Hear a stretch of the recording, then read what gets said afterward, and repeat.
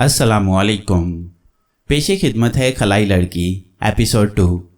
जिस वक्त आमिर अपने कमरे में गहरी नींद सो रहा था, उस वक्त ज़मीन के अंदर 7वें तबक की गहराइयों में तय दर तय तारीक ठंडी गारों में रहने वाले शैतानी सांपों का राजा संपोला अपने नथनों से फुंकारों के साथ चिंगारियां उड़ाता सख्त गुस्से की हालत में टहल रहा था। उसके दरबारी सांप रानियां गुलाम सांप खौफ के मारे कुंडल मारकर बैठे थर थर कांप रहे थे। संपोला ने फुंकारते हुए कहा, नागिन देवी को जुर्रत कैसे हुई कि हमारे देवी देवताओं, हमारे जादूगर सांप बाप दादाओं का खास तिलिस्मी मन का एक मामूली से लड़के के हवाले कर दे। एक सांप रानी ने डरते डरते कहा, महाराज अगर आप हुक्म करें तो मैं ये तिलिस्मी मन का उस लड़के से छीनकर आपकी खिदमत में पेश कर सकती हूँ। राजा संपोला अपने फनदार तख्त पर बैठ गया। वो इंसानी शक्ल में रहता था, मगर ज़रूरत के वक्त फौरन काले स्याह बहुत बड़े और मूंछों वाले सांप की शक्ल में तब्दील हो जाता था। उसने कहा, ज़मीन के नीचे रहने वाली मखलूक और ज़मीन के ऊपर रहने वाली मखलूक में बड़ा फ़र्क होता है। इसी वजह से हमें अभी तक पता नहीं चल सका कि वो लड़का कौन सा है। सांप रानी, अगर तुम ज़मीन के ऊपर जाओगी तो तुम्हें सबसे पहले तिलिस्मी मनके वाले लड़के का सुराग लगाना होगा। सांप रानी खुश होकर बोली, महाराज आप फिक्र न करें, मैं ये काम आसानी से कर लूँगी। संपोला ने कहा, उसके पास तिलिस्मी मनके की वजह से ज़बरदस्त ताकत है। अगर उसे ज़रा सा भी शक पड़ गया तो तुम्हें जिंदा न छोड़ेगा। महाराज मैं भी नागिन हूँ, मेरा कांटा भी पानी नहीं मांगता, सांप रानी ने बड़े एतमाद से कहा। संपोला बोला, ठीक है, हम तुम्हें अपनी खास ताकत देते हैं। तुम जब चाहो हमारे नाम का शैतानी मंत्र पढ़कर लड़की की शक्ल में जाहिर हो सकती हो। जाओ, हम तुम्हारी वापसी का बेचैनी से इंतजार करेंगे। खबरदार, अगर नाकाम वापस आई तो मेरे दरबार से निकाल दी जाओगी। मुझे मंजूर है महाराज। सांप रानी ये कहकर गार के एक खास अंधेरे कमरे में से गुजरकर एक तारीक बिल में दाखिल हो गई जो ऊपर जमीन पर रहने वाली दुनिया को जाता था। सांप रानी को इतना मालूम था कि जिस लड़के के पास तिलिस्मी मनका है वो लाहौर शहर के किसी बाहर वाले इलाके में अपने माँ बाप के साथ रहता था। वो जिस जगह जमीन से बाहर निकली वो जगह टाउनशिप से कुछ फासले पर सुपेरों की झुग्गियों के करीब ही थी। सांप रानी ने बहुत से सांपों की बू महसूस की तो समझ गई कि ये सुपेरों की झुग्गियां हैं। उसे मालूम था कि तिलिस्मी मनके की ताकत से वो लड़का जिसकी तलाश में रानी सांप वहां आई थी कभी कभी मुकद्दस सुनहरी सांप भी बन सकता है। इसलिए मुमकिन है वो कभी सुनहरी सांप बनकर उन सुपेरों के सामने आ गया हो और इस तरह उन सुपेरों से लड़के का सुराग मिल जाए। ये स्कीम जहन में सोचकर रानी सांप उस वक्त एक गरीब लड़की की शक्ल में जाहिर हो गई और सीधी सुपेरों की झुग्गियों की तरफ चल पड़ी। उस वक्त रात का पिछला पहर था। सुपेरे झुग्गियों के अंदर और बाहर सो रहे थे। सांप रानी एक दरख्त के पास बैठकर दिन निकलने का इंतजार करने लगी। जब सूरज की रोशनी आसमान पर फैलने लगी तो उसने देखा कि सुपेरों की झुग्गियों में चहल पहल शुरू हो गई थी। औरतें चूल्हों पर रोटियां पकाने लगी थीं। सांप रानी आहिस्ता आहिस्ता चलती एक औरत के पास आई और बोली, बहन मैं यतीम हूँ, मेरा दुनिया में कोई नहीं, ना माँ ना बाप ना बहन ना भाई, मुझे अपने पास रख लो, तुम्हारे बर्तन मांज दिया करूंगी। औरत ने सांप रानी की तरफ देखा और कहने लगी, क्या नाम है तुम्हारा, कौन से गांव से आई हो? सांप रानी ने कहा, राजो मेरा नाम है। गांव यहाँ से बहुत दूर है, मेरे पास कुछ रुपए हैं, ये तुम रख लो।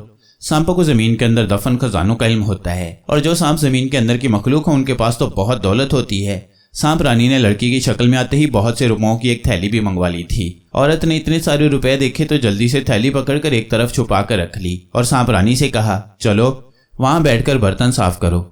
सांप रानी बाल्टी के पास बैठ गई और बर्तन धोने शुरू कर दिए। इतने में एक बूढ़ा और एक जवान सपेरा वहां आए। जवान सपेरे ने कहा, ये कौन है माँ? नई नौकरानी रखी है, बेचारी का दुनिया में कोई नहीं। बूढ़ा बोला, लड़की अच्छे घर की लगती है। उसने सोचा कि चलो इसके साथ बेटे का ब्याह कर देंगे। यूं सांप रानी वहां बेफिक्र होकर काम करने लगी। सांप रानी को ज्यादा दिन इंतजार न करना पड़ा। दूसरे ही दिन उसने शेरू नाम के नौजवान सपेरे को अपने बाबा से बातें करते सुना। उसकी बातों से सांप रानी को पता चला कि शेरू सपेरे ने मॉडल टाउन में सांप का तमाशा दिखाते वक्त किसी मुकद्दस सुनहरी सांप को देखा था जो वहीं कोठियों में कहीं गायब हो गया था। वो बूढ़े सुपेरे को कह रहा था कि आज मैं फिर वहां जाऊंगा और सुराग लगाऊंगा कि सुनहरी सांप वहां किस जगह पर रह रहा है। सांप रानी ने यह सुना तो बड़ी खुश हुई। उसकी दिली मुराद बार आई थी। उसे इतनी ही मालूमात चाहिए थी, बाकी वो खुद अपनी शैतानी ताकतों की ताकत से काम लेकर सुराग लगा सकती थी। उसने सुपेरे के साथ जाने का फैसला कर लिया। उसे सुपेरे से इजाजत लेने की जरूरत नहीं थी। जो ही सुपेरा मॉडल टाउन की तरफ जाने के लिए झुग्गियों से निकलने लगा, सांप रानी फौरन छोटे से सांप की शक्ल इख्तियार करके एक पटारी में छुपकर बैठ गई। उस वक्त आमिर अपने कमरे में था। उसने स्कूल की छुट्टियों का काम खत्म कर लिया था और अब अखबार पढ़ रहा था। अखबार में मकबूजा कश्मीर में भारतीय फौज के जुल्म सितम की खबरें और तस्वीरें छपी हुई थीं। मकबूजा कश्मीर में कश्मीरी मुसलमान अपनी आज़ादी की जंग लड़ रहे थे। इंडिया ने वहां अपनी फौज भेज रखी थी जो कश्मीरी मुसलमानों के घरों को आग लगा रही थी। औरतों पर जुल्म कर रही थी, बच्चों को कत्ल कर रही थी और कश्मीरी हुर्रियत पसंदों को कैद में डालकर उन पर तशद्दुद कर रही थी। आमिर के दिल में अपने कश्मीरी मुसलमान भाइयों की मदद और उन्हें भारतीय फौज के जुल्म और सितम से निजात दिलाने का जबरदस्त जज्बा पैदा हुआ। उसने सोचा कि मेरे पास जो तिलिस्मी ताकत है उसे क्यों ना अपने कश्मीरी मुसलमान भाइयों की मदद के लिए इस्तेमाल करूं, क्योंकि कश्मीरी मुसलमान इस्लाम की जंग लड़ रहे हैं, ये जिहाद है। उनकी कोई भी मदद नहीं कर रहा, कोई मुसलमान मुल्क उनकी मदद को वहां नहीं पहुंच रहा, वो अकेले ही लड़ रहे थे। आमिर ने उस वक्त अपनी अम्मी और डैडी से कहा कि उसने स्कूल का काम खत्म कर लिया है और अब वो कुछ दिनों के लिए अपने दोस्त के पास एबटाबाद जाना चाहता है। पहले तो उसे इजाज़त न मिली, मगर आमिर के इसरार पर उसे इजाज़त मिल गई।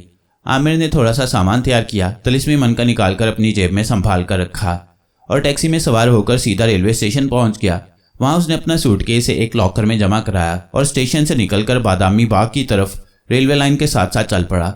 एक जगह उसे खेतों में खाली जगह नजर आई, यहाँ फसल ऊंची थी। वो वहां आकर खड़ा हो गया, जेब से तिलिस्मी मनका निकालकर मुंह में डाला। मनका मुंह में डालते ही वो गायब हो गया। इसके बाद उसने गहरा सांस भरकर छोड़ा और रॉकेट की तरह फिजा में बुलंद होकर उड़ने लगा। वो काफी बुलंदी पर चला गया था, क्योंकि उस वक्त दिन की रोशनी चारों तरफ फैली हुई थी और वो नहीं चाहता था कि उसे कोई देखे। आमिर को अंदाजा था कि उसे किस तरफ जाना है। वह बहुत जल्द आज़ाद कश्मीर के इलाके से परवाज करता हुआ मकबूजा कश्मीर में पहुंच गया। वो ये मालूम करना चाहता था कि क्या वाकई वो मकबूजा कश्मीर में ही है। मकबूजा कश्मीर उसे इसलिए कहते हैं कि यहाँ इंडिया की फौज ने मुसलमानों की मर्जी के बगैर ज़बरदस्ती कब्जा कर रखा है और कश्मीर का बच्चा बच्चा अपनी आज़ादी के लिए भारत की काबिज फौजों के खिलाफ जिहाद कर रहा है। आमिर एक वीरान इलाके में नीचे उतर पड़ा। यहाँ ऊंचे ऊंचे चिनार के दरख्त थे, उनके दरमियान चश्मे बह रहे थे। एक जगह सेब का बाग था। अचानक आमिर की निगाह एक भारतीय फौजी ट्रक पर पड़ी। ट्रक में अगली सीट पर 2 फौजी बैठे थे। पीछे ट्रक में लकड़ी के बक्से लदे हुए थे। आमिर फिजा में बुलंद हुआ और ट्रक में आकर लकड़ी के बक्सों के ऊपर बैठ गया। फौजी बातें भी कर रहे थे। उनकी बातों से आमिर को यकीन हो गया कि वो इंडिया के हिंदू डोगरा फौजी हैं और छोटी तोपों के गोले कश्मीरी हुर्रियत पसंदों को हलाक करने के वास्ते ले जा रहे हैं। उसने उन गोलों को वहीं तबाह करने का फैसला कर लिया। उसकी समझ में नहीं आ रहा था कि वह असला के इन बॉक्सों को किस तरह तबाह करे। आखिर उसने यही सोचा कि ट्रक को आग लगा देनी चाहिए। आग लगेगी तो गोले अपने आप फट जाएंगे। फिर उसे ख्याल है कि ये मालूम करना चाहिए कि ये गोले जहां ले जाए जा रहे हैं वहां फौजी पोस्ट कहां पर है। आमिर ट्रक में चुपचाप बैठा रहा। ट्रक पहाड़ी इलाकों से गुजरता एक छोटे से टीले की सड़क की चढ़ाई चढ़कर एक जगह दरख्त के पास आकर रुक गया। यहाँ एक तोप लगी थी। मोर्चे में से 3-4 डोगरा फौजी बाहर निकलकर ट्रक पर से बक्से उतारने लगे। आमिर ने सोचा कि गोलों को इसी जगह तबाह कर देना चाहिए, साथ ही तोप भी भस्म हो जाएगी। अभी तक उसकी समझ में नहीं आ रहा था कि वो इतने बड़े ट्रक को आग किस तरह लगाए। वो गायब था, उसे कोई नहीं देख सकता था। वहां एक जगह तरपाल का खैमा लगा हुआ था। आमिर उसके अंदर गया तो उसे वहां कुछ टीन पड़े नजर आए। एक टीन का ढकना खोलकर सूंघा तो वो खुश हो गया। ये पेट्रोल के टीन थे। आमिर पेट्रोल का एक टीन बाहर उठा लाया। एक डोगरा फौजी ट्रक के साथ टेक लगाई सिगरेट पी रहा था। उसकी माचिस और सिगरेट की डब्बी ट्रक के बोनट पर पड़ी थी। आमिर ने माचिस उठा ली। किसी ने उसे न देखा, कोई उसे देख ही नहीं सकता था। आमिर ने पेट्रोल का टीन उठाया, उसका ढकना खोला और ट्रक के इर्द गिर्द पेट्रोल डालने लगा। एक फौजी ने नाक सुकेड़ कर कहा, यह पेट्रोल की बू कहां से आ रही है? आमिर ने इतनी देर में पेट्रोल असलाह के बॉक्सों पर डाल दिया, फिर लपक कर मोर्चे में गया और बाकी का पेट्रोल मोर्चे में लगी तोप पर पास ही रखे गोलों पर फेंक दिया। तेजी से मोर्चे से निकलकर ट्रक के पीछे आ गया। भारतीय फौजी हैरान परेशान होकर इधर उधर देखने और बोलने लगे थे कि ये पेट्रोल यहाँ कौन डाल गया है। अभी उनकी समझ में कुछ नहीं आया था कि आमिर ने माचिस की तीली जलाई और ट्रक पर फेंक दी। खुद तेजी से एक तरफ हटकर फिजा में बुलंद होकर नीचे देखने लगा। जलती हुई तीली के गिरते ही पेट्रोल ने आग पकड़ ली और ये आग सारे ट्रक को अपनी लपेट में लेती मोर्चे तक पहुंच गई।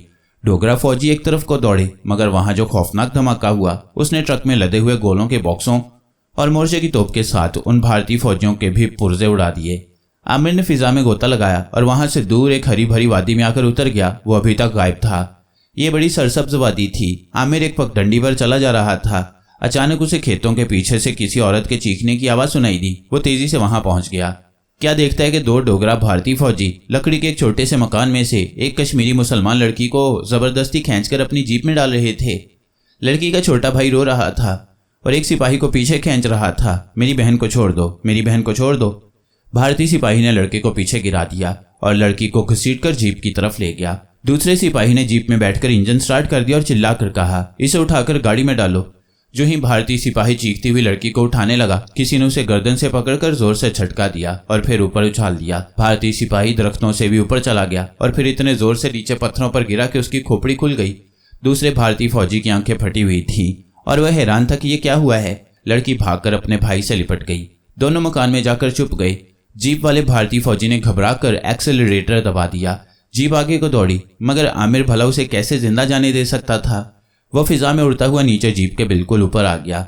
जब जीप सड़क पर उस जगह पहुंची जहां एक तरफ हजारों फुट गहरी खड्ड थी, तो आमिर ने एक तरफ होकर जीप को धक्का दे दिया। भारतीय फौजी की चीख के साथ जीप हजारों फुट गहरी खड्ड में लुढ़क गई और नीचे पत्थरों चट्टानों से टकराकर पाच पाच हो गई। आमिर तेजी से वापस कश्मीरी बहन भाई के मकान पर पहुंच गया। आमिर ने मकान के पीछे उतरकर तिलिस्मी मन का मुंह से निकालकर जेब में डाला और मकान के दरवाजे पर आकर देखा कि दोनों बहन भाई वहां से भागने की तैयारियां कर रहे थे। आमिर ने उन्हें अस्सलामु अलैकुम कहा और बोला, मैं मुसलमान लड़का हूं, तुम्हारी मदद के लिए यहां आया हूं। कश्मीरी लड़की घबराई हुई थी, कहने लगी, हमें किसी की मदद की जरूरत नहीं, तुम चले जाओ। तिलिस्मी मनके की एक खूबी ये भी थी कि उसको अपनी जेब में या मुंह में रखने से आमिर दुनिया की हर जुबान बोल और समझ सकता था। वो कश्मीरी में उनसे बात कर रहा था। कहने लगा, मैं भी कश्मीरी मुसलमान हूँ। भारतीय फौजियों ने मेरे माँ बाप को भी शहीद कर दिया है। ये बाहर भारतीय फौजी की लाश पड़ी है। इसे किसने हलाक किया? वो बड़ा बहादुर कश्मीरी होगा। लड़की बोली, हमें कुछ मालूम नहीं। उसने एक छोटी सी गठरी संभाली और भाई से कहा, चलो कादिर, यहाँ से निकल चलो। और वो छोटे भाई को लेकर तेज तेज पहाड़ी सड़क पर चल पड़ी। आमिर भी उसके पीछे पीछे चल दिया। लड़की ढलान पर उतरी और फिर दरख्तों में आमिर की नजरों से ओझल हो गई। आमिर ने उसके पीछे जाने का ख्याल दिल से निकाल दिया। अब वो चाहता था कि उसकी मुलाकात हुर्रियत पसंदों में से किसी से हो, ताकि वो उनके साथ मिलकर आज़ादी की जंग में उनकी मदद कर सके। वो सड़क पर चलता गया कि शायद किसी जगह पर किसी हुर्रियत पसंद का कोई सुराग मिल जाए। अब हम वापस कुछ देर के लिए लाहौर मॉडल टाउन में आते हैं, जहां सपेरा आमिर की कोठी के पिछवाड़े वाली गली में सांप का तमाशा दिखा रहा था, इस उम्मीद पर कि शायद मुकद्दस सुनहरी सांप एक बार फिर वहां आ जाए और वो उसे पकड़कर जमीन के नीचे दफनशुदा खजानों का मालिक बन सके। सांप रानी भी एक पटारी में से जरा सी गर्दन निकालकर बाहर देख रही थी। सुपेरा काफी देर तक तमाशा दिखाता रहा, मगर सुनहरी सांप न आया। वो मायूस होकर वहां से चल दिया। झुग्गियों में आकर उसने बूढ़े सपेरे को बताया कि मुकद्दस सुनहरी सांप वहां नहीं आया। बूढ़े सपेरे ने कहा, तलाश जारी रखो, वो वहीं तुम्हें मिलेगा। सांप रानी पटारी में से निकलकर दोबारा लड़की की शक्ल में आ गई और इधर उधर काम में लग गई। सांप रानी को भी फिक्र लगी कि अगर सुनहरी सांप ना आया तो वो तिलिस्मी मन का कहां से हासिल करेगी।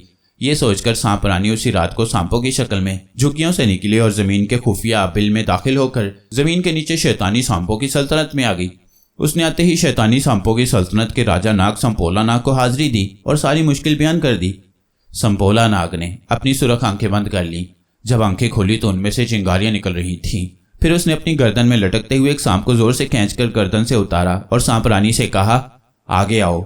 सांप रानी ने जो उस वक्त औरत के रूप में थी आंखें बंद कर ली। तब संपोला नाग ने सांप के मुंह को पहले सांप रानी की एक आंख से लगाया। सांप ने आंख पर अपनी जुबान फेर दी। फिर सांप का मुंह दूसरी आंख पर रखा। सांप ने दूसरी आंख पर भी अपनी जुबान निकालकर फेर दी।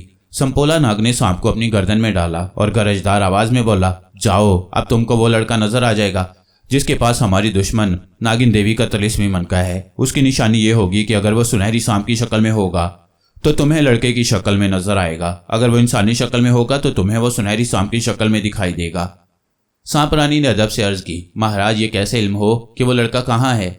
संपोला नाग ने उसी वक्त ताली बजाई। एक बूढ़ा सांप उसी वक्त खिदमत में हाजिर हो गया। ये सांप इतना बूढ़ा था कि उसकी सफेद मूंछें निकल आई थी और 4 सांप उसे उठाकर लाए थे। संपोला नाग ने उससे लड़के के बारे में सारी बात समझाकर पूछा कि बताओ कि वो उस वक्त कहाँ होगा। बूढ़े सांप ने अपना सर बड़ी मुश्किल से चारों तरफ घुमाया, फिर मशरिक की जानिब जुबान से इशारा किया और सांपों की जुबान में बोला, अजीम संपोला नाग, तुम्हारा दुश्मन जिसके पास तिलिस्मी मनका है इस वक्त कश्मीर की वादी में एक ऐसी जगह पर है जहां 7 चनारों वाला एक चश्मा है। उस चश्मे के पास एक झोंपड़ा है। वो लड़का उस झोंपड़े में रह रहा है। संपोला नाग ने सांप रानी की तरफ देखा और कहा, तुमने सुन लिया रानी, अब जाओ अपना काम पूरा करो, नहीं तो तुम हमेशा के वास्ते यहां से जिला वतन कर दी जाओगी। सांप रानी ने सर झुकाया और वापस चल दी। जब वो खुफिया बिल में से जमीन के अंदर से निकली तो वही अंधेरी रात छाई हुई थी। अब उसे सुपेरों की बस्ती में जाने की जरूरत नहीं थी। अब उसकी मंजिल मकबूजा कश्मीर की वादी में चिनार के 7 दरख्तों वाला चश्मा था। उसके लिए वहां पहुंचना कोई मुश्किल काम नहीं था। वो अभी तक सांप के रूप में थी। उसने शुमाल मशरिक की तरफ अपना मुंह कर दिया। फिर उसके मुंह से एक जबरदस्त फुंकार की आवाज निकली। इसके साथ ही जिस तरह हवाई आग दिखाने से एकदम ऊपर को उठ जाती है, वो उसी तरह ऊपर को बुलंद हुई और आसमान की बुलंदियों में पहुंचकर एक तरफ परवाज करने लगी। आमिर एक कश्मीरी हुर्रियत पसंद से मुलाकात करने में कामयाब हो गया था। उसने आमिर को दूसरे कश्मीरी हुर्रियत पसंदों से मिला दिया था जो 7 चनारों वाले चश्मे के पास एक झोंपड़े में आम किसानों की तरह रह रहे थे। इन हुर्रियत पसंदों के सामने आमिर ने भारतीय फौजियों के 2 ट्रकों को उड़ा दिया था, जिससे वो बड़े मुतासिर हुए थे, मगर अभी किसी पर आमिर की तिलिस्मी ताकत जाहिर नहीं हुई थी। दूसरे दिन शाम को वो एक पुल को उड़ाने की स्कीम बना रहे थे। काफी रात गए तक ये 4 हुर्रियत पसंद, जिनमें आमिर भी शामिल था, पुल उड़ाने के मंसूबे पर गौर फिक्र करते रहे। उस पुल पर से दुश्मनों को गोला बारूद सप्लाई किया जाता था। पुल उड़ा देने से यह सप्लाई रुक जाती और हुर्रियत पसंद अपनी सरगर्मियां तेज कर सकते थे। आखिर ये तय हुआ कि कल अंधेरा होते ही वो पुल की तरफ चल पड़ेंगे और अपने मिशन को पूरा करेंगे। सांप रानी सांप की शक्ल में उड़ती चली आ रही थी। उसकी रफ्तार इतनी तेज नहीं थी जितनी तेज रफ्तार आमिर की होती थी। उसे मकबूजा कश्मीर की वादी में पहुंचने में काफी वक्त लग गया और जब वो अपनी मंजिल पर पहुंची तो दिन निकल आया था। वो एक हरा भरा जंगल देखकर नीचे उतरी और सांप की शक्ल में रेंगती हुई पत्थरों के दरमियान एक चट्टान के पास आकर ठहर गई। इत्तेफाक से एक सांप पत्थरों में से निकलकर दूसरी तरफ जा रहा था कि सांप रानी ने उसे सांपों की जुबान में आवाज दी। सांप ने रुककर पीछे देखा। उसे एक नागिन दिखाई दी। सांप रानी ने पूछा, भाई क्या तुम मुझे बता सकते हो यहाँ 7 चनारों वाला चश्मा कहाँ है? सांप बोला, यहाँ से नीचे उतरकर बाएं तरफ तुम्हें एक कच्चा रास्ता मिलेगा, वो तुम्हें बस्ती तक पहुंचा देगा। उस बस्ती से आगे एक नाले का पुल है। पुल की दूसरी तरफ जाओगी तो सामने चनारों के 7 दरख्त नजर आएंगे जिनके नीचे चश्मा बह रहा है। यही 7 चनारों वाला चश्मा है। मगर तुम कौन हो और यहाँ कैसे आई हो? सांप रानी ने कहा, भाई मैं बड़ी दूर से आई हूँ, यहाँ मेरी एक बहन रहती है, उसको मिलना है, तुम्हारा शुक्रिया। ये कहकर सांप रानी नीचे ढलान पर रेंगती हुई नीचे उतरने लगी। आगे उसे झाड़ियों और दरख्तों के दरमियान एक कच्चा रास्ता दिखाई दिया। वो उतरकर पहाड़ी रास्ते पर आ गई। अब उसे खतरा था कि अगर वो सांप की शक्ल में रही तो कोई ना कोई उसे मार डालेगा। चुनाचे उसने हल्की सी फुंकार के साथ उस वक्त आम लड़की का रूप धार लिया और वो सड़क पर चलने लगी।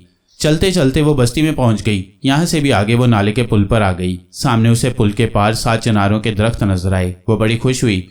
वो अपनी मंजिल पर पहुंच गई थी। अब उसे उस झोंपड़े की तलाश थी जिसमें बूढ़े सांप के कहने के मुताबिक वो लड़का रहता था जिसके पास नागिन देवी का तिलिस्मी मनका था। सांप रानी पुल पर से गुजरकर दूसरी जानिब 7 चनारों वाले चश्मे के करीब आकर ठहर गई। नीचे ढलान पर एक फरलांग के फासले पर उसे एक पुराना सा लकड़ी की छत वाला झोंपड़ा नजर आया। वह समझ गई कि यही वह झोंपड़ा है। उसने फौरन एक बार फिर सांप की शक्ल इख्तियार कर ली।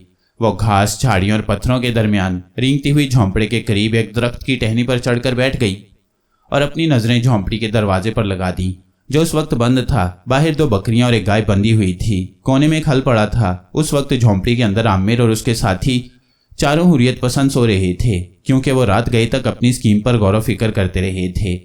थोड़ी देर बाद दरवाजा खुला और 2 हुर्रियत पसंद बाहर निकले। सांप रानी ने उनको गौर से देखा। उनमें से कोई भी उसे सुनहरी सांप की शक्ल में नजर नहीं आया। इसका मतलब था कि जिस लड़के की उसे तलाश है उनमें वो लड़का नहीं है। सांप रानी ने सोचा कि हो सकता है झोंपड़े में अभी मजीद लोग हों जो बाहर आ जाएं। ऐसा ही हुआ। मजीद 2 हुर्रियत पसंद कश्मीरी भी झोंपड़े से बाहर निकल आए। सांप रानी परेशान हो गई क्योंकि उनमें से भी कोई भी सुनहरी सांप की शक्ल में उसे दिखाई नहीं दिया था। वह सोचने लगी, संपोला नागराजा से कोई गलती तो नहीं हो गई। इतने में दरवाजा एक बार फिर खुला। इस दफा आमिर बाहर निकला। जो ही सांप रानी की नजर उस पर पड़ी, क्या देखती है कि मुकद्दस सुनहरी सांप रेंगता हुआ झोंपड़ी से बाहर आ रहा है। आमिर उसे मुकद्दस सुनहरी सांप की शक्ल में साफ नजर आ रहा था। सांप रानी की खुशी का कोई ठिकाना ना रहा। उसे अपनी मंजिल मिल गई थी। यही वो लड़का था जिसके पास तिलिस्मी मनका था। अब उस लड़के से तिलिस्मी मनका हासिल करना ही बाकी था और ये कोई मुश्किल काम नहीं था। सांप रानी उन लोगों की बातें गौर से सुनने लगी। वो शाम को किसी जगह जाने का प्रोग्राम बना रहे थे। एक हुर्रियत पसंद ने आमिर से कहा, तुम मेरे साथ शहर चलोगे? हमें वहां से कुछ जरूरी चीजें लेनी हैं। दूसरे हुर्रियत पसंद ने कहा, मगर तुम्हें शाम होने से पहले पहले पहुंच जाना होगा। पहले वाला हुर्रियत पसंद बोला, तुम फिक्र न करो, मैं और आमिर शाम होते ही यहाँ पहुंच जाएंगे। और वो आमिर को लेकर एक तरफ जो पगडंडी जाती थी उस पर चल पड़ा। सांप रानी ने पहले तो सोचा कि इनका ताकुब किया जाए, फिर ख्याल आया कि ये लड़का तो शाम को यहाँ पहुंच ही जाएगा। उस वक्त वो तिलिस्मी मनका चुराने का काम शुरू कर देगी। इस तरह पीछे जाने से इन लोगों को शक भी पड़ सकता है और अगर एक बार लड़का होशियार हो गया तो वो तिलिस्मी मनका कभी हासिल न कर सकेगी। ये सोचकर सांप रानी ने वहीं झोंपड़े के आसपास रहने का फैसला कर लिया। वो दरख्त से उतरकर चश्मे के पास आ गई, फिर झाड़ियों और खेतों में फिरने लगी। इस तरह सांप रानी ने सारा दिन गुजार दिया। जब सूरज गुरूब होने लगा तो वो वापस झोंपड़े वाले दरख्त की शाख पर आकर बैठ गई। 3 हुर्रियत पसंद पहले से वहां मौजूद थे और मिशन पर जाने की तैयारियां कर रहे थे। उन्होंने 2 थैले तैयार कर रखे थे। इतने में तीसरा हुर्रियत पसंद भी आ गया। कहने लगा, आमिर को मैंने डायनामाइट की 15 स्टिक्स देकर पुल के रास्ते में खुफिया जगह पर बिठा दिया है। हम वहीं उससे मिलेंगे। यहाँ स्टिक्स लाना ठीक नहीं था। अच्छा किया, चलो अब हम भी चलते हैं। पुल तक पहुंचते पहुंचते रात हो जाएगी और वो चारों हुर्रियत पसंद थैले उठाकर झोंपड़ी से नीचे जाने वाली पगडंडी पर उतर गए। सांप रानी ने सुन लिया था कि वो लड़का जिसके पास तिलिस्मी मनका था किसी पुल के रास्ते में रह गया था। वो भी जल्दी से दरख्त पर उतर आई और हुर्रियत पसंदों के पीछे पीछे चल पड़ी।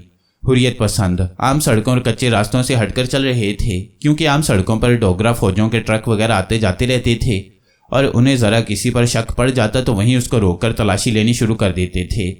पहले ये लोग ढलान पर दरख्तों के साथ साथ चलते रहे, फिर एक टीले के पीछे से होकर एक बरसाती नाले के किनारे किनारे चलने लगे। सांप रानी सांप की शक्ल में उनके पीछे पीछे रेंगती चली आ रही थी। उसे कोई थकावट नहीं हो रही थी। एक जगह नाले के पुल के पास वो रुक गए। यहाँ तक पहुँचते पहुँचते रात का अंधेरा चारों तरफ फैल गया था। सांप रानी भी रुक गई। सांप होने की वजह से वो अंधेरे में बिल्कुल इसी तरह देख लेती थी जिस तरह हम दिन की रोशनी में देख लेते हैं। यहाँ पुल की एक तरफ पत्थरों के पीछे आमिर बैठा था। वह हुर्रियत पसंद साथियों को देखकर उठ खड़ा हुआ। सब ठीक है दोस्त, चलो, एक हुर्रियत पसंद ने आमिर से कहा और अब वो पांचों अपने टारगेट की तरफ रवाना हो गई। सांप रानी भी उनके पीछे पीछे आ रही थी। उनका काम मुश्किल से मुश्किल होता जा रहा था। वो चाहती थी कि इस लड़के आमिर को खुद एक लड़की की शक्ल में मिले, इस पर अपना असर डालकर ये मालूम करे कि उसने तिलिस्मी मनका कहाँ छुपाया हुआ है और फिर उस मनके को चुराकर वहां से वापस चली जाए। मगर उसे ये मौका ही नहीं मिल रहा था। उसे आते ही उन लोगों के मिशन में शामिल होना पड़ गया था। मगर वो हर हालत में आमिर को अपनी निगाह में रखना चाहती थी। हुर्रियत पसंदों की ये पार्टी, जिसमें आमिर भी शामिल था, रात के 10 बजे के करीब अपने टारगेट पर पहुंच गई।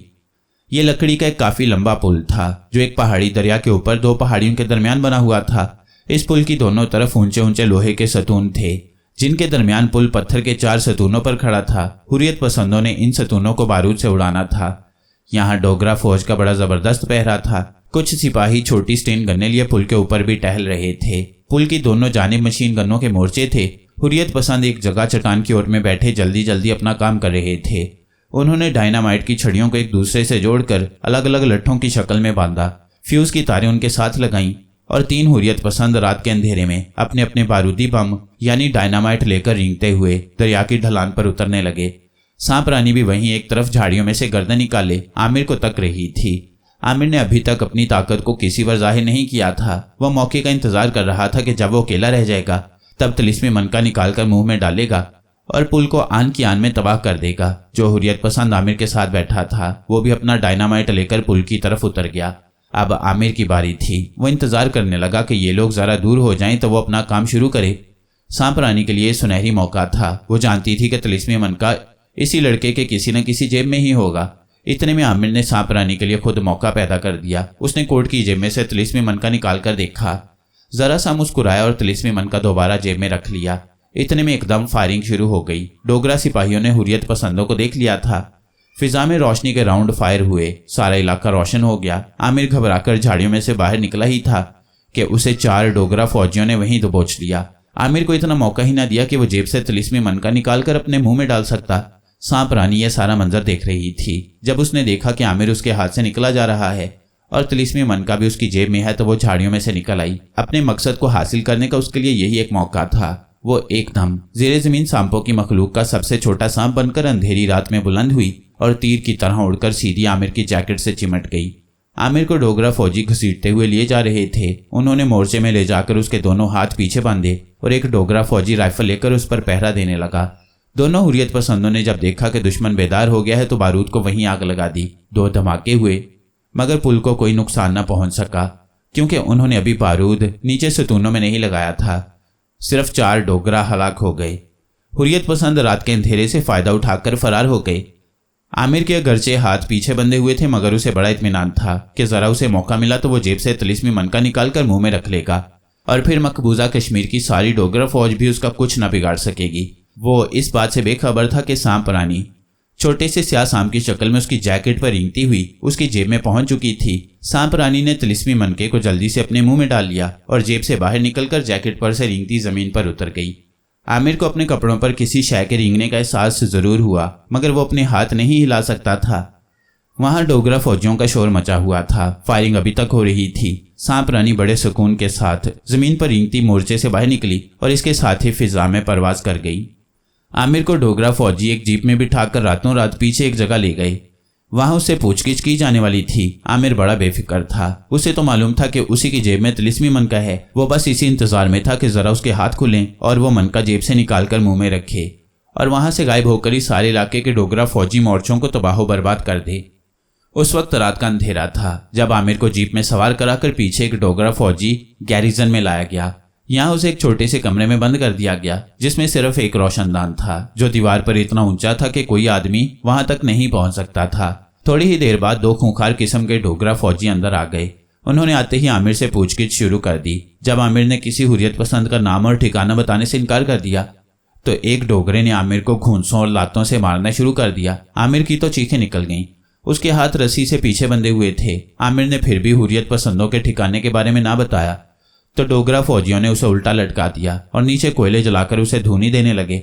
आमिर की खांस खांस कर आंखें बाहर को उबल आईं। वो घबरा गया कि कहीं ये लोग इसी तरह उसे हलाक न कर दें और तिलिस्मी मनका जेब से निकालने की नौबत ही ना आए। जब आमिर नीम बेहोश हो गया तो डोगरा फौजियों ने उसे छत से उतारकर नंगे फर्श पर लिटा दिया।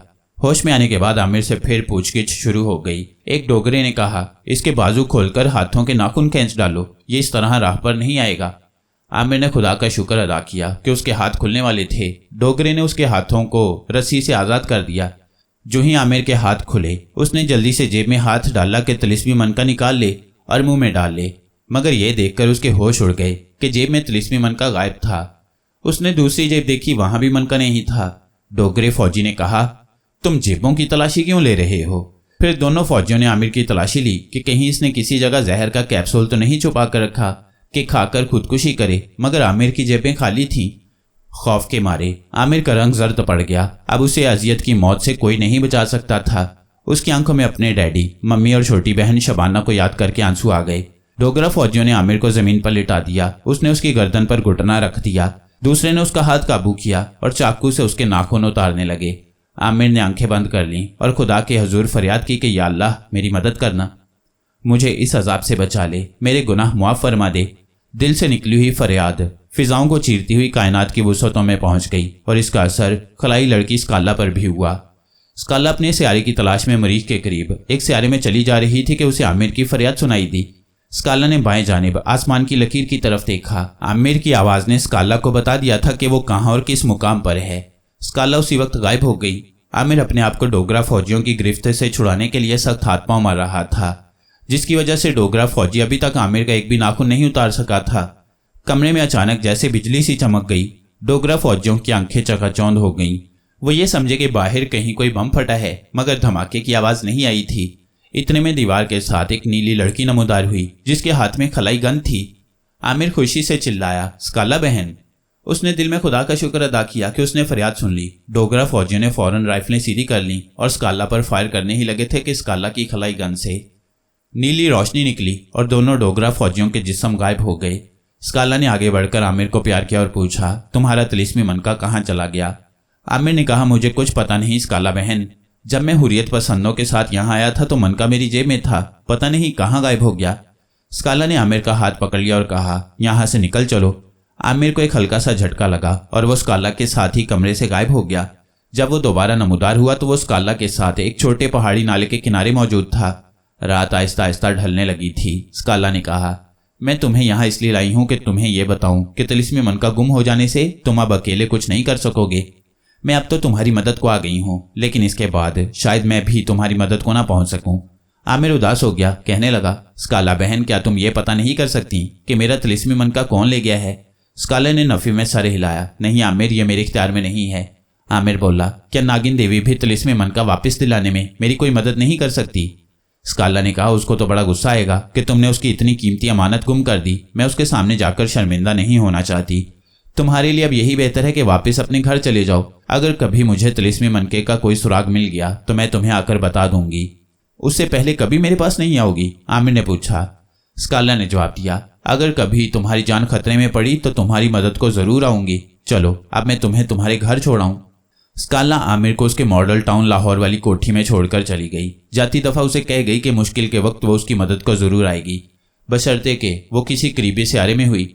आमिर उसके जाने के बाद गमगीन हो गया, इस ख्याल से कि एक ऐसी ताकत जिसकी मदद से वह मजलूमों की मदद कर सकता था, मुल्क से जुराइम पेशा लोगों को ख़त्म करने में कानून का हाथ बटा सकता था और कश्मीरी हुर्रियत पसंदों के हौसले बुलंद कर सकता था। वो ताकत उसके पास नहीं रही। उसने बहुत सोचा कि तिलिस्मी मनका कहाँ गायब हो गया, उसे कौन ले जा सकता है। फिर ये ख्याल करके सब्र कर लिया कि हो सकता है वहीं मकबूजा कश्मीर के जंगल में कहीं उसकी जेब से गिर गया हो। मगर उसका दिल कहता था कि वो किसी साजिश का शिकार हुआ है। ये काम जरूर उसके किसी दुश्मन ने किया है, मगर उसका दुश्मन कौन हो सकता था? शैतानी ताकतें ही उसके दुश्मन हो सकती थीं, जो दुनिया में नेकी को फैलते नहीं देख सकती। दूसरी तरफ सांप रानी तिलिस्मी मनका लेकर संपोला के पास पहुंच गई थी। उसने मनका संपोला नाग को दिया तो वो बड़ा खुश हुआ। उस सांप रानी को अपनी चहेती रानी बनाकर अपने साथ तख्त पर बिठा लिया। नागिन देवी के तिलिस्मी मनके ने संपोला नाग की ताकत में इजाफा कर दिया था। उसको ये खुशी भी थी कि उसने अपनी दुश्मन नागिन देवी को शिकस्त दे दी है और उसका कीमती तिलिस्मी मनका अपने कब्जे में कर लिया है। अभी तक नागिन देवी को यह खबर नहीं हुई थी कि उसकी कीमती अमानत तिलिस्मी मनका आमिर से गुम हो गया है और संपोला नाग के पास चला गया है। उधर आमिर उदास उदास रहता था। उसकी बहन शबाना ने कई बार पूछा, भाई तुम उदास क्यों रहते हो? मगर आमिर यह कहकर उसे चुप करा देता कि नहीं, मैं बिल्कुल उदास नहीं हूँ, मैं तो बड़ा खुश हूँ। लेकिन अंदर से आमिर को बड़ा अफसोस था कि इतनी बड़ी ताकत उसके पास आकर छीन ली गई। एक हफ्ता गुजर गया। स्कूल में अभी छुट्टियां थीं। आमिर ने स्कूल का सारा काम खत्म कर लिया। एक दिन वो अपने घर से निकलकर यूं ही टहलता टहलता मॉडल टाउन की बड़ी मार्केट के बाहर फुटपाथ पर खड़ा था। करीब ही फलों की एक बहुत बड़ी दुकान थी, जहां फल टोकरियों में सजे हुए थे। लोग कारों में आते, अपने बच्चों के लिए महंगे दामों सेब, अनार और अंगूर खरीदते और कारों में बैठकर चले जाते। ये अमीर लोग थे, इनके पास बहुत रुपए थे। 40 रुपए सेर सेब यही लोग खरीद सकते थे। इतने में एक गरीब औरत अपने बच्चे की उंगली पकड़े दुकान के सामने से गुजरी तो बच्चे का जी सेब खाने को चाहा। उसने माँ को दुकान की तरफ खींचते हुए कहा, अम्मी सेब खाने हैं, सेब ले दो। गरीब पहले तो सोच में पड़ गई, फिर दुकानदार से पूछा, भाई एक सेब के कितने पैसे लोगे? दुकानदार ने उसे धुतकार कर कहा, जा माई जा, तू मेरे सेब नहीं खरीद सकती। 10 रुपए का एक सेब है, खरीदोगी? गरीब औरत बेचारी बच्चे को जबरदस्ती घसीटते हुए आगे चल दी। अब आमिर ने देखा कि एक जानिब से एक बड़ी ही खूबसूरत लड़की निकली और फल की दुकान के सामने आकर रुक गई। उसने रेशमी जर्द रंग के कपड़े पहने हुए थे। उसकी आंखें नीली, रंग गोरा और बाल सुनहरी थे। आमिर ने इतनी खूबसूरत लड़की पहले कभी नहीं देखी थी। वह समझा कि जरूर ये कोई गोरी मेम है जिसने पाकिस्तानी लिबास पहन रखा है। लड़की ने हाथ आगे बढ़ाकर दुकानदार की आंखों के सामने टोकरी में से 4-5 सेब उठा लिए। आमिर ये देखकर बड़ा हैरान हुआ कि दुकानदार ने उस लड़की को कुछ ना कहा, बल्कि अपने काम में लगा रहा, जैसे उसने लड़की को देखा ही ना हो। सुनहरी बालों वाली लड़की दौड़कर गरीब औरत के पास गई, सारे सेब उसकी झोली में डाल दिए। गरीब औरत ऊपर आसमान की तरफ और फिर दाएं बाएं देखने लगी, जैसे उसकी समझ में ना रहा हो कि ये सेब कहाँ से आ गए हैं। बच्चे ने खुश होकर माँ की झोली में से 2 सेब उठा लिए और बड़ा खुश होकर खाने लगा। गरीब औरत बच्चे को लेकर वहां से आगे चल दी। सुनहरी बालों वाली लड़की फलों की दुकान पर वापस आ गई। आमिर उसे अब शक्को शुबे की नजरों से देख रहा था। ये लड़की उसे कोई पुरस्कार चीज लग रही थी। आमिर ने एक खास बात नोट की थी कि जब सेब सुनहरी लड़की ने टोकरी में से उठाकर अपने हाथ में ले लिए थे तो वो सेब आमिर को नजर आना बंद हो गए थे, यानी गायब हो गए थे। अब सुनहरी लड़की ने फलों की दुकान के सामने आते ही बदमिजाज दुकानदार की टोपी उतार ली।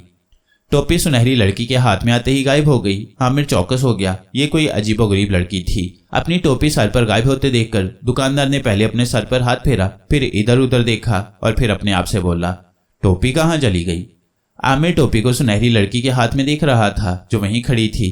सुनहरी लड़की ने अब सेबों से भरी हुई टोकरी उठा ली। टोकरी को गायब होते देखकर दुकानदार की आंखें दहशत के मारे खुली की खुली रह गईं। सुनहरी लड़की ने टोकरी को उठाकर सामने वाली ग्राउंड में फेंक दिया जहां बच्चे खेल रहे थे। सारे कीमती सेब ग्राउंड में बिखर गए। बच्चे सेबों को देखकर बड़े खुश हुए। वो सेबों पर टूट पड़े और उठा उठाकर जेबों में भरने और खाने लगे। दुकानदार ने शोर मचा दिया, मैं लुट गया, मेरे सेब, मेरे सेब।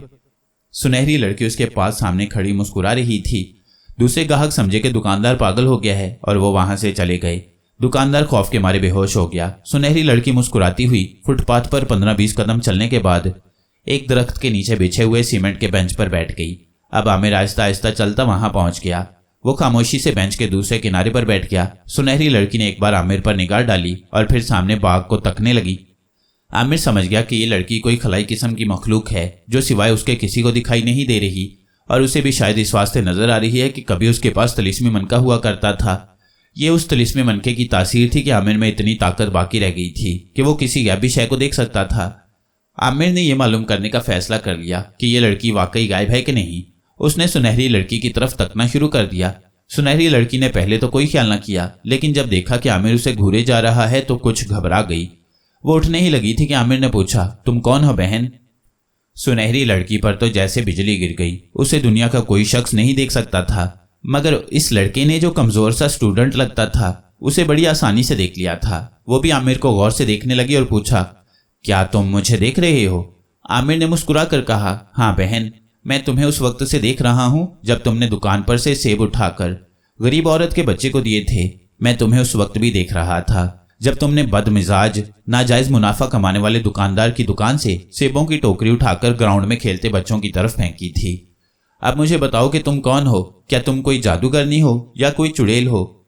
सुनहरी लड़की हंस पड़ी, कहने लगी, मैं ना कोई जादूगरनी हूं ना कोई चुड़ैल हूं। मेरा नाम मारिया है और अपने दोस्तों अंबर नाग, थ्यूसोंग, केटी और जुलीसोंग के साथ तारीख के हजारों बरसों के सफर पर निकली हुई हूं। आमिर ने खुश होकर कहा, क्या तुम वही अंबर नाग वाली मारिया हो जिसकी दास्तान हम किताबों में पढ़ते हैं? मारिया ने जवाब दिया, हाँ मैं वही मारिया हूँ। एक हादसे की वजह से मैं अपने दोस्तों यानी अंबर नाग, थ्यूसोंग, केटी और जुलीसोंग से जुदा होकर तुम्हारे जमाने के लाहौर शहर में आ गई हूँ।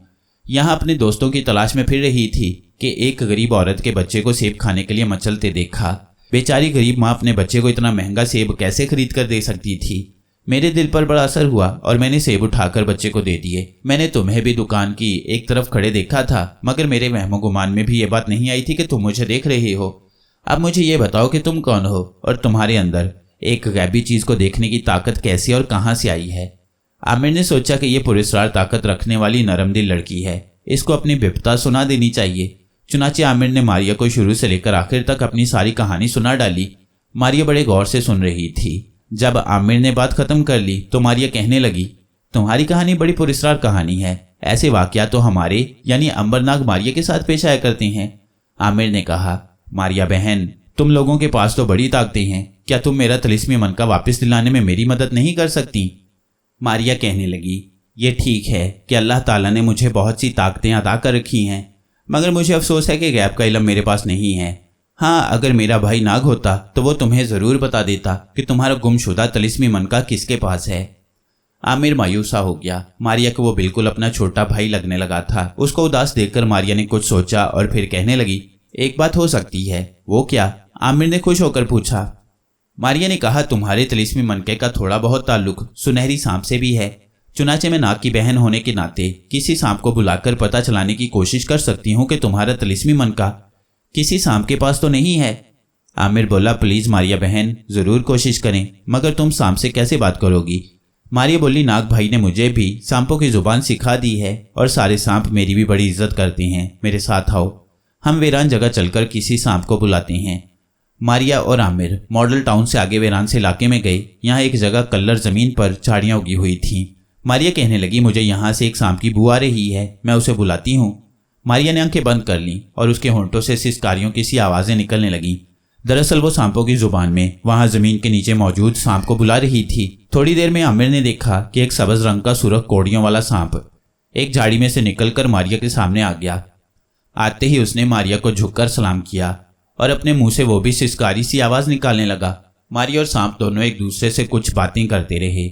फिर सांप मारिया को झुककर सलाम करके वापस चला गया। उसके जाने के बाद मारिया कहने लगी, सांप ने मुझे बताया है कि नागिन देवी ने तुम्हें जो तिलिस्मी मनका दिया था वो इस वक्त जमीन के अंदर शैतानी सांपों की मखलूक के राजा संपोला नाग के कब्जे में है और ये मनका संपोला की एक सांप रानी ने तुम्हारी जेब से निकाला था। आमिर बड़ा हैरान हुआ कि उसका मनका जमीन के अंदर सांपों की सल्तनत में भी पहुंच गया। उसने मारिया से कहा, मारिया बहन, क्या वो मनका किसी तरह मुझे वापस नहीं मिल सकता? मैं उसकी मदद से दुखी और मजलूमों की मदद करना चाहता हूँ। मुझे दौलत की ख्वाहिश नहीं है। अगर ऐसी बात होती तो मैं अब तक करोड़पति बन चुका होता। मारिया ने कहा, यह मैं जानती हूँ कि तुम एक मुहिब्बुल वतन शरीफ और खुदा और रसूल सल्लल्लाहु अलैहि वसल्लम से मोहब्बत करने वाले लड़के हो और तुम्हें दौलत का कोई लालच नहीं है। लेकिन मेरी मुश्किल ये है कि एक हादसे की वजह से मेरी आधी से ज़्यादा ताकत मुझसे छीन ली गई है। अब मैं सिर्फ गायब हो सकती हूँ। अगर तुम चाहो तो मैं तुम्हारी इतनी मदद कर सकती हूँ कि तुम जब चाहो गायब हो जाओ। आमिर के लिए उस वक्त इतनी ताकत ही गनीमत थी। उसने कहा, मारिया बहन, मुझे यही ताकत दे दो, मैं तुम्हारा बड़ा शुक्रगुजार हूँगा। मारिया ने आमिर के सर पर अपना हाथ फेरा और कहा, अब तुम जब गायब होना चाहो तो अपने सीने पर हाथ रखकर मुझे याद करो, तुम उसी वक्त गायब हो जाओगे। मगर याद रहे कि ये ताकत बहुत थोड़े अरसे के लिए तुम्हारे पास रहेगी। आहिस्ता आहिस्ता ये ताकत तुमसे अलग हो जाएगी। आमिर ने कहा, तुम्हारा शुक्रिया मारिया बहन, लेकिन मुझे ज़मीन के अंदर शैतानी सांपों की सल्तनत में जाने का रास्ता मालूम नहीं है। मारिया ने एक सेकंड के लिए आंखें बंद कर लीं, फिर आंखें खोल दी और आमिर से कहा, अपना हाथ मुझे दे दो। आमिर ने अपना हाथ मारिया के हाथ में दे दिया। मारिया ने आमिर को साथ लिया और इंतहाई बर्क रफ्तारी से शहर से दूर एक वीरान जगह पर आ गई। यहाँ एक मिट्टी का छोटा सा टीला था। टीले पर घास और झाड़ियाँ उगी हुई थी। मारिया ने आमिर को टीले पर एक जगह खुदा हुआ सांप की शक्ल का निशान दिखाया और कहा, तुम्हें यहाँ रहकर इस जगह को अपनी निगाह में रखना है, इसकी निगरानी करते रहना। आधी रात के वक्त संपोला नाग की कुछ नागिन रानियां सांपों की शक्ल में जब बाहर सैर को निकलती हैं तो टीले की दीवार यहाँ से शक हो जाती है। उस वक्त तुम जमीन के अंदर सांपों की सल्तनत में जा सकोगे, मगर ख्याल रखना कि नागिन सांपों के बाहर निकलते ही दीवार बंद हो जाती है। आमिर गौर से टीले की दीवार को देखने लगा। मारिया आमिर को छोड़कर वहां से चली गई। आमिर वहीं एक जगह छुपकर बैठ गया, लेकिन अभी आधी रात होने में काफ़ी देर थी। उसने टीले वाली जगह को ज़हन में अच्छी तरह से बिठा लिया और खुद मॉडल टाउन अपने घर आ गया। यहाँ उसने शाम को अपने एक दोस्त की बहन की शादी पर जाने का बहाना बनाया और शाम होते ही घर से निकलकर टीले की तरफ रवाना हो गया। वो टीले वाली जगह पर पहुंचकर झाड़ियों में छुपकर बैठ गया। उसे बड़ी देर तक वहां इंतजार करना पड़ा। घड़ी उसके पास मौजूद थी। जब घड़ी ने ठीक रात के 12 बजाए तो आमिर ने अपनी नज़रें टीले पर जमा दी। उसे अपने कानों में हल्की हल्की फुंकारों की आवाज़ें सुनाई देने लगीं। आमिर ने फौरन अपने सीने पर हाथ रखकर मारिया का तस्वुर किया और वह उसी लम्हे नज़रों से ओझल हो गया। अब आमिर झाड़ियों के पास गैबी हालत में बैठा दीवार के शक होने और उसके अंदर से नागिन रानियों के निकलने का इंतजार करने लगा। सांपों की फुंकारों और सिसकारियों की आवाज़ें करीब आ रही थीं। आमिर होशियार हो गया। वह झाड़ियों में से उठकर दीवार के करीब एक जगह खड़ा हो गया। इतने में टीले की दीवार में अचानक एक शगाफ पैदा हुआ और अंदर से 6-7 सांप एक दूसरे से अटकेलियां करते, सिसकारों और हल्की हल्की फुंकारों में बातें करते शगाफ में से बाहर निकले। जो ही आखिरी सांप शगाफ से बाहर आया, आमिर तेजी से शगाफ में दाखिल हो गया। शगाफ उसके अंदर दाखिल होने के साथ ही बंद हो गया। अब वो घुप अंधेरे में खड़ा था। ये एक गार था जिसकी छत से उसका सर टकरा रहा था। वह झुककर अंधेरे में ही आगे चलने लगा। गार इधर उधर से घूमने के बाद एक जगह रोशनी में खत्म हो गया। यहाँ आमिर को सामने एक कुशादा दालान दिखाई दिया जिसमें कई सतून थे। सतून के साथ सांपों के फंदार पत्थर के मुजस्मे लगे हुए थे। एक तरफ छोटा दरवाजा था। दरवाजा सांप के मुंह की शक्ल का बना हुआ था। उसके अंदर से रोशनी निकल रही थी। आमिर ने करीब जाकर देखा, सांप के हलक में सीढ़ियां नीचे उतरती थीं। आमिर सांप के मुंह में दाखिल हो गया। वो बड़ी एहतियात से सीढ़ियां उतरने लगा। सीढ़ियां खत्म हुई तो आगे बहुत बड़ा दालान था जिसके वस्त में एक तख्त बिछा था। अचानक सांपों की फुंकार सुनाई दी। आमिर अगरचे गायब था, मगर उसे खतरा था कि कहीं कोई सांप या सांपों का राजा संपोला नाग अपनी तिलिस्मी ताकत की वजह से उसे देख ना ले। इसलिए वो जल्दी से एक सतून के पीछे हो गया। 10-12 सांप फन उठाए, रेंगते हुए तख्त के पास आए और दूसरी तरफ अदब से कुंडली मारकर बैठ गए। इसके बाद एक बहुत बड़ी डरावनी शक्ल और लाल लाल आंखों वाला आदमी नमूदार हुआ, जिसके एक हाथ में इंसानी खोपड़ी और दूसरे हाथ में इंसान के बाजू की हड्डी थी। उसने सर पर सांप की शक्ल का हीरे जवाहरात वाला ताज पहन रखा था। उसके साथ एक औरत भी थी। औरत के सर पर भी छोटा सा ताज था। आमिर समझ गया कि यही शैतानी सांपों की सल्तनत का राजा संपोला नाग है और जो औरत उसके साथ है वो नागिन रानी है और इसी नागिन रानी ने उसका तिलिस्मी मनका चुराया था। संपोला राजा और नागिन रानी तख्त पर बैठ गए। संपोला राजा ने खोपड़ी वाला हाथ उठाकर कहा, गद्दार छोटी नागिन रानी को पेश किया जाए। एक तरफ से 4 डरावनी शक्ल वाले आदमी जिनकी गर्दनों में सांप लटक रहे थे एक नौजवान लड़की को खींचते हुए लाए और उसे संपोला राजा के तख्त के आगे डाल दिया। लड़की के बाल बिखरे हुए थे। संपोला राजा ने गुस्से में कहा, कुंदनी, तुमने हमारे खजाने की सबसे कीमती चीज तिलिस्मी मनके को चुराने की कोशिश करके इतना बड़ा जुर्म किया है कि तुम्हारे लिए मौत की सजा बहुत छोटी सजा है। लड़की कुंदनी ने, जो सबसे छोटी नागिन रानी थी, हाथ बांधकर कहा, महाराज माफ कर दें, मुझसे गलती हो गई। संपोला नाग के हलक से खौफनाक फुंकार निकली। सब लोग सहम गए। उसने अपनी नागिन रानी की तरफ देखा और कहा, नागिन रानी, हम तुम्हें इजाजत देते हैं कि तुम इस गद्दार छोटी नागिन रानी को अपनी मर्जी की सजा सुना दो। सांप रानी, जिसने आमिर का तिलिस्मी मनका चुराया था, सख्त गुस्से में थी। उसने कहा, महाराज, अभी इसे पाताल की सबसे निचली गार में बंद कर दिया जाए। मैं सोचकर इसे ऐसी सजा देना चाहती हूँ कि ये ना तो जिंदों में हो और ना मुर्दों में। इसकी सजा क्यामत तक रहे और ये क्यामत तक अजियत सहती रहे। संपोला नाग ने हाथ बुलंद करके कहा, ठीक है, गद्दार कुंदनी रानी को पाताल की अंधेरी गार में कैद करके बाहर पहरा लगा दिया जाए। 4 आदमी कुंदनी को खींचते हुए एक दरवाजे की तरफ ले चले। आमिर ने इतनी देर में सोच लिया था कि कुंदनी वो औरत या नागिन है जिसको पता है कि तिलिस्मी मनका किस जगह पर है। चुनाचे उसके साथ तरीके से गुफ्तगू करनी चाहिए। आमिर भी सतून के पीछे से निकलकर उन आदमियों के पीछे पीछे चल पड़ा जो कुंदनी को लिए जा रहे थे। ये लोग एक जगह सीढ़ियां उतरने लगे। ये बड़ी लंबी सीढ़ियां थीं और जमीन के अंदर चली गई थीं।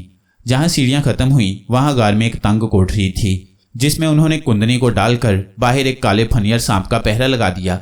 जब ये लोग चले गए तो आमिर ने कोठरी की तरफ कदम बढ़ाया। वो फनियर सांप के सामने आकर रुक गया। वो ये देखना चाहता था कि सांप उसे देख रहा है कि नहीं। आमिर ने महसूस किया कि सांप उसे नहीं देख सकता। चुनाचे वो बड़े इत्मीनान के साथ कोठरी के बंद दरवाजे में से गुजर गया।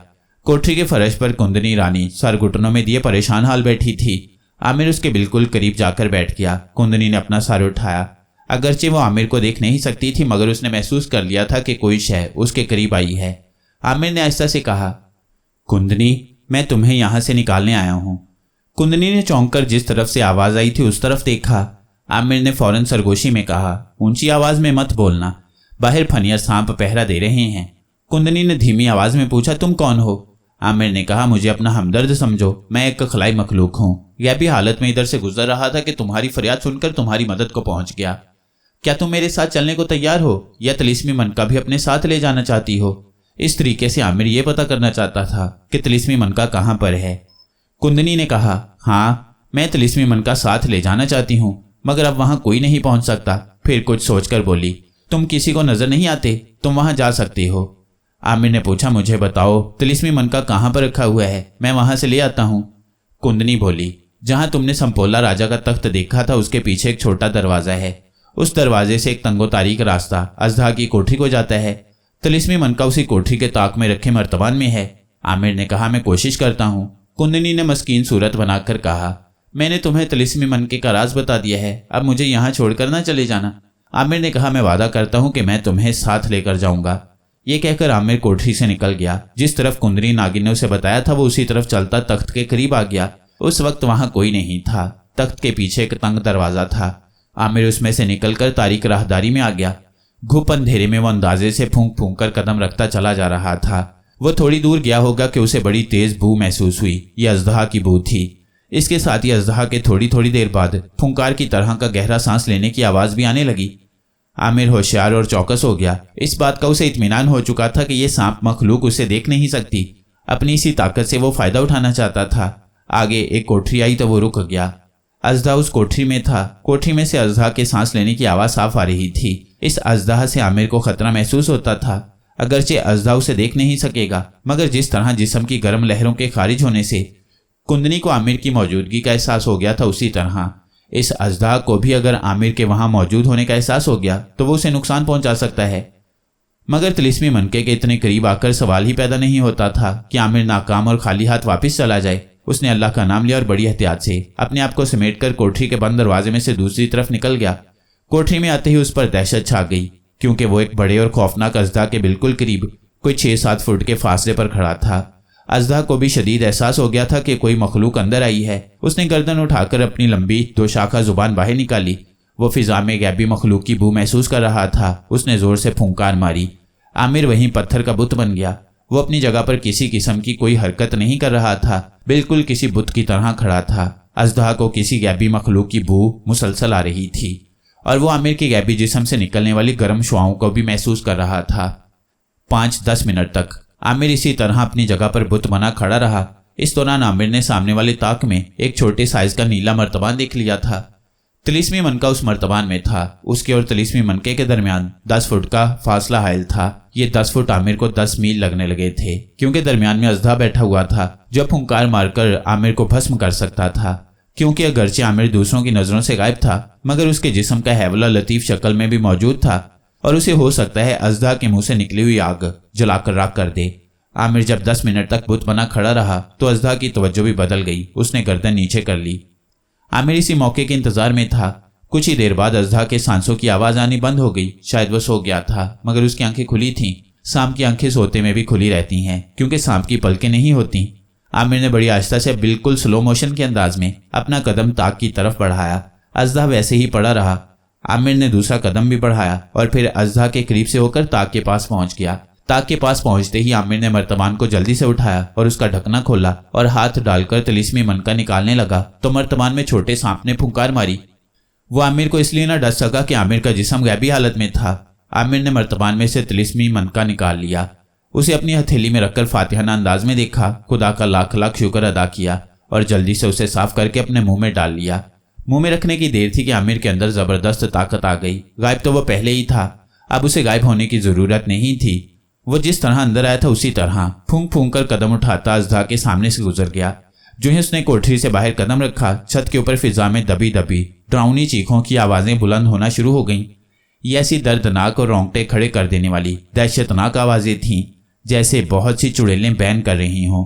आमिर तेज तेज कदमों से चलता दरवाजे में से निकलकर बड़े दालान में आ गया, जहां उसे 10-12 सांप एक तरफ फुंकारे मारते जाते दिखाई दिए।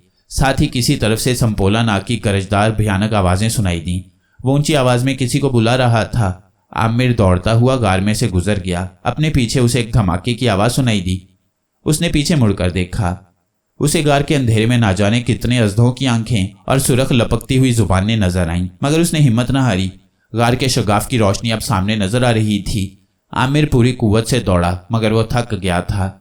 अचानक उसे ख्याल आया कि उसकी जेब में तो तिलिस्मी मनका है। वह सख्त पशेमान हुआ कि उसे तिलिस्मी मनके का पहले ख्याल क्यों ना आया। उसने मनका निकाला और जल्दी से मुंह में रख लिया। मनका मुंह में रखते ही उसकी ताकत में जबरदस्त इजाफा हो गया। वो एक ही जस्त से शगाफ से बाहर था। कुंदनी ने उसे देखा तो भागकर उसके पास आ गई। क्या तिलिस्मी मनका मिल गया? आमिर ने उसका हाथ पकड़कर ऊपर उठा लिया। वो हवा में बुलंद हो गई। अब कुंदनी ने जो नीचे निगाह डाली तो पाताल के 4 अजदा फुंकारे मार रहे थे और उन्हें गैजो गजब की आंखों से तक रहे थे, मगर आमिर और कुंदनी उनकी पहुंच से बाहर निकल चुके थे। आमिर फिजा में उड़ते हुए कुंदनी को लेकर वहां से दूर एक नहर के किनारे आम के दरख्तों के झुंड में उतर पड़ा। कुंदनी समझ गई कि आमिर तिलिस्मी मनका ले आया है। जब उसने आमिर से कहा कि वो अपना वादा पूरा करे और तिलिस्मी मनका उसको दे दे तो आमिर बोला, तुम तिलिस्मी मनका लेकर क्या करोगी? कुंदनी ने कहा, मेरे माँ बाप जनूबी हिंदुस्तान के गरीब माहीगीर हैं। संपोला नाग मुझे वहां से ले आया था। मैं नागिन नहीं हूं बल्कि इंसान हूं। जब मुझे पता चला कि तिलिस्मी मनका इंसान को बड़ी दौलत दे सकता है तो मैंने इसे चुरा कर अपने माँ बाप के पास जाने का फैसला कर लिया ताकि उन्हें दौलत से माला माल कर दूं। इस पर आमिर कहने लगा, अगर तुम्हें सिर्फ दौलत ही चाहिए तो जितनी दौलत तुम्हें चाहिए मैं वो तुम्हें ला देता हूं।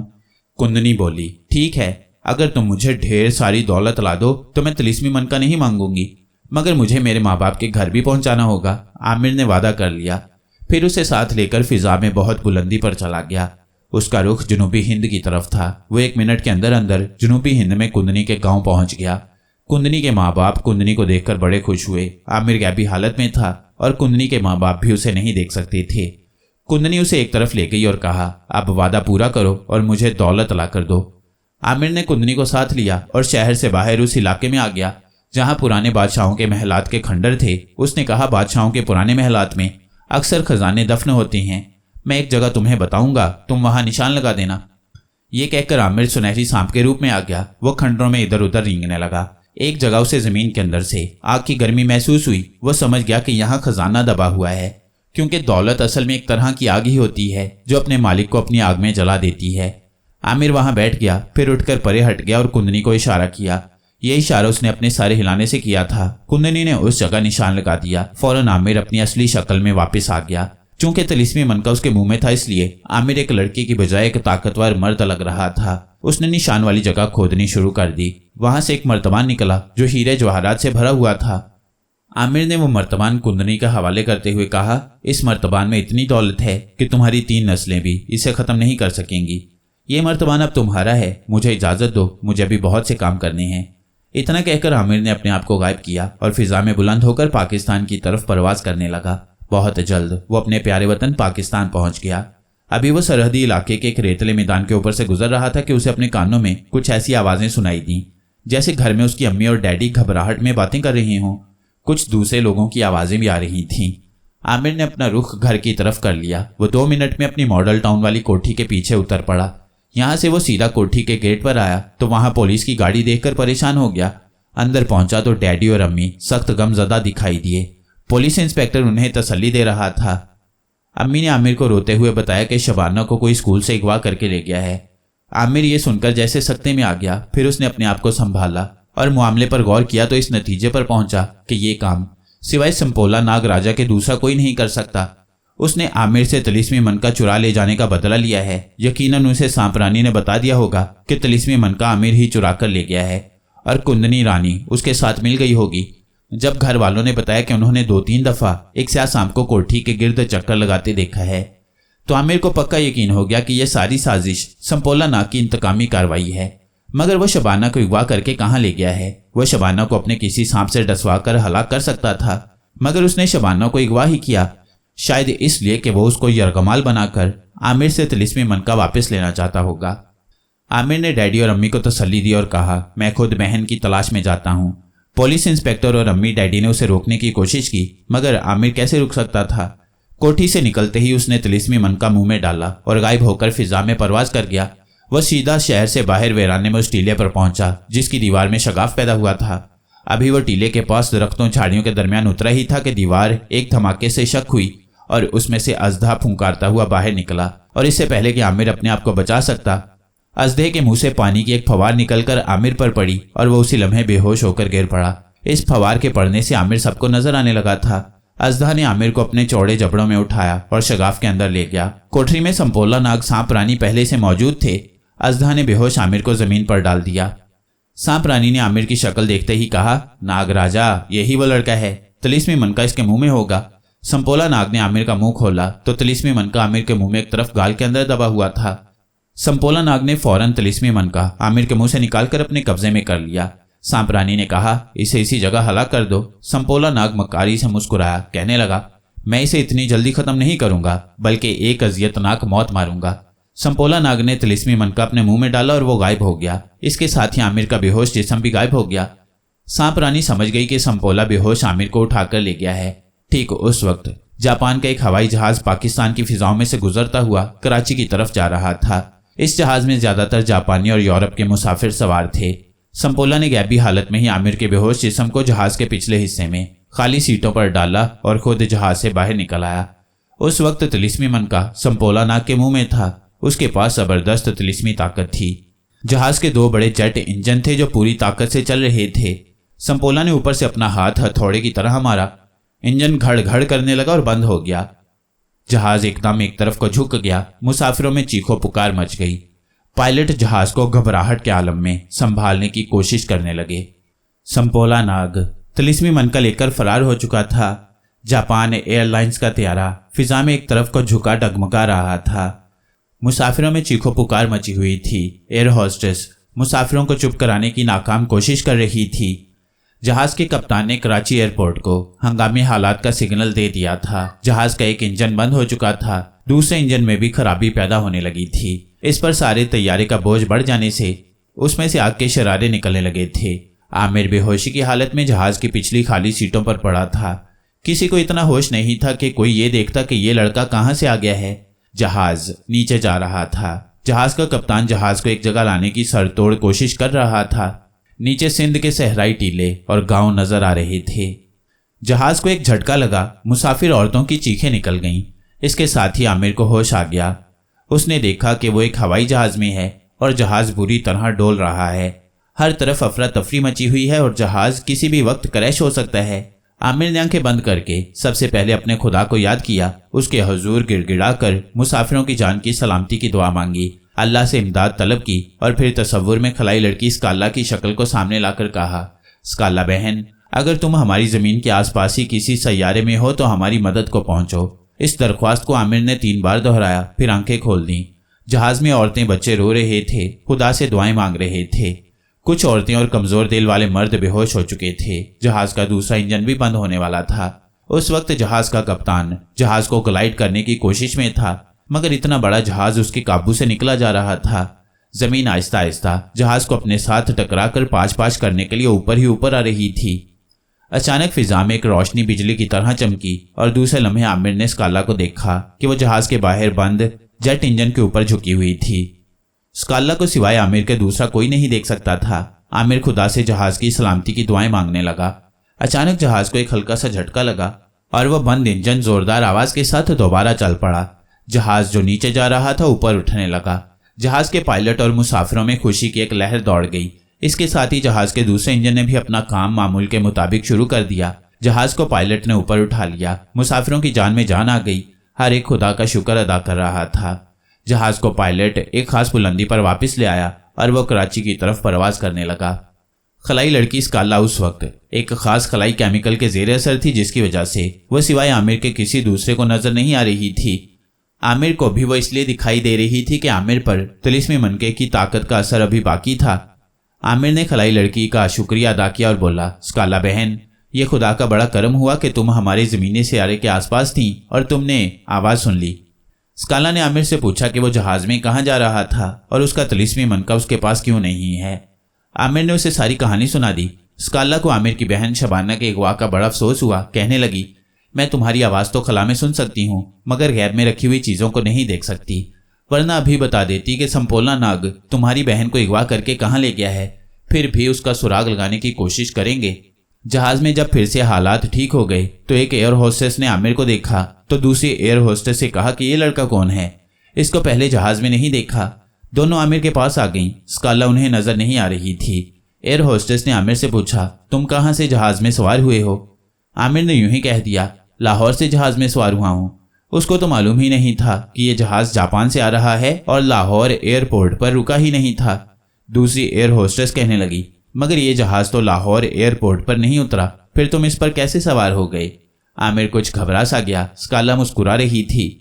दिल में सोच रही थी कि इन एयर होस्टेसों को मालूम नहीं कि वो इस लड़के को परेशान कर रही हैं और टिकट मांग रही हैं, जिसकी वजह से उनका जहाज क्रैश होने से, तबाह बर्बाद होने से बच गया है।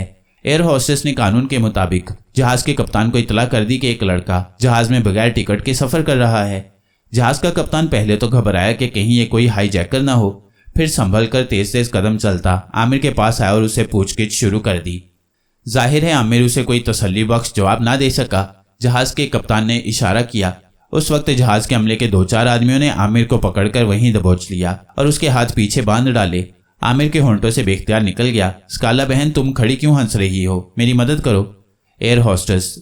जहाज के अमले और कप्तान ने एक दूसरे की तरफ देखा। ये स्काला कौन है? तुम किसको बुला रहे हो? कप्तान के इस सवाल पर आमिर ने कहा, तुम कुछ नहीं जानते कैप्टन, कुछ नहीं जानते। अब स्काला से ना रहा गया। वो उनके करीब ही खड़ी थी। उसने कहा, कैप्टन, तुम्हारा जहाज सिर्फ इस लड़के की वजह से तबाह होने से बचा है। अगर ये लड़का तुम्हारी मदद ना करता तो इस वक्त तुम सबकी लाशें जहाज के मलबे के नीचे पड़ी चल रही होती। Air hostess. जहाज के अमले के 3 आदमी और कप्तान हैरान होकर इधर उधर देखने लगे कि ये लड़की की आवाज कहाँ से आ रही है। स्काला बोली, इधर उधर देखने की कोई जरूरत नहीं, क्योंकि मैं तुम्हें नजर नहीं आऊंगी। इसके साथ ही स्काला ने जहाज के कप्तान की टोपी उतार ली। टोपी स्काला के हाथ में आते ही गायब हो गई। कप्तान घबरा गया। एयर होस्टेस भी दहशत ज़दा हो गई।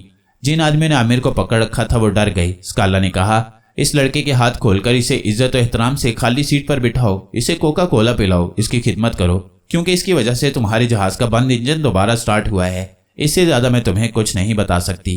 कप्तान ने डरते डरते पूछा, तुम कौन हो खातून? क्या तुम हमें बता सकती हो? स्काला ने टोपी वापस कप्तान के सर पर रख दी और कहा, मैं ऐसी फिजाओं से आई हूं जहां तुम्हारा जहाज नहीं जा सकता। अब जाओ, अपनी सीट पर जाकर बैठो। तुम कराची वालों को सिग्नल दे चुके हो, कराची करीब आ रहा है।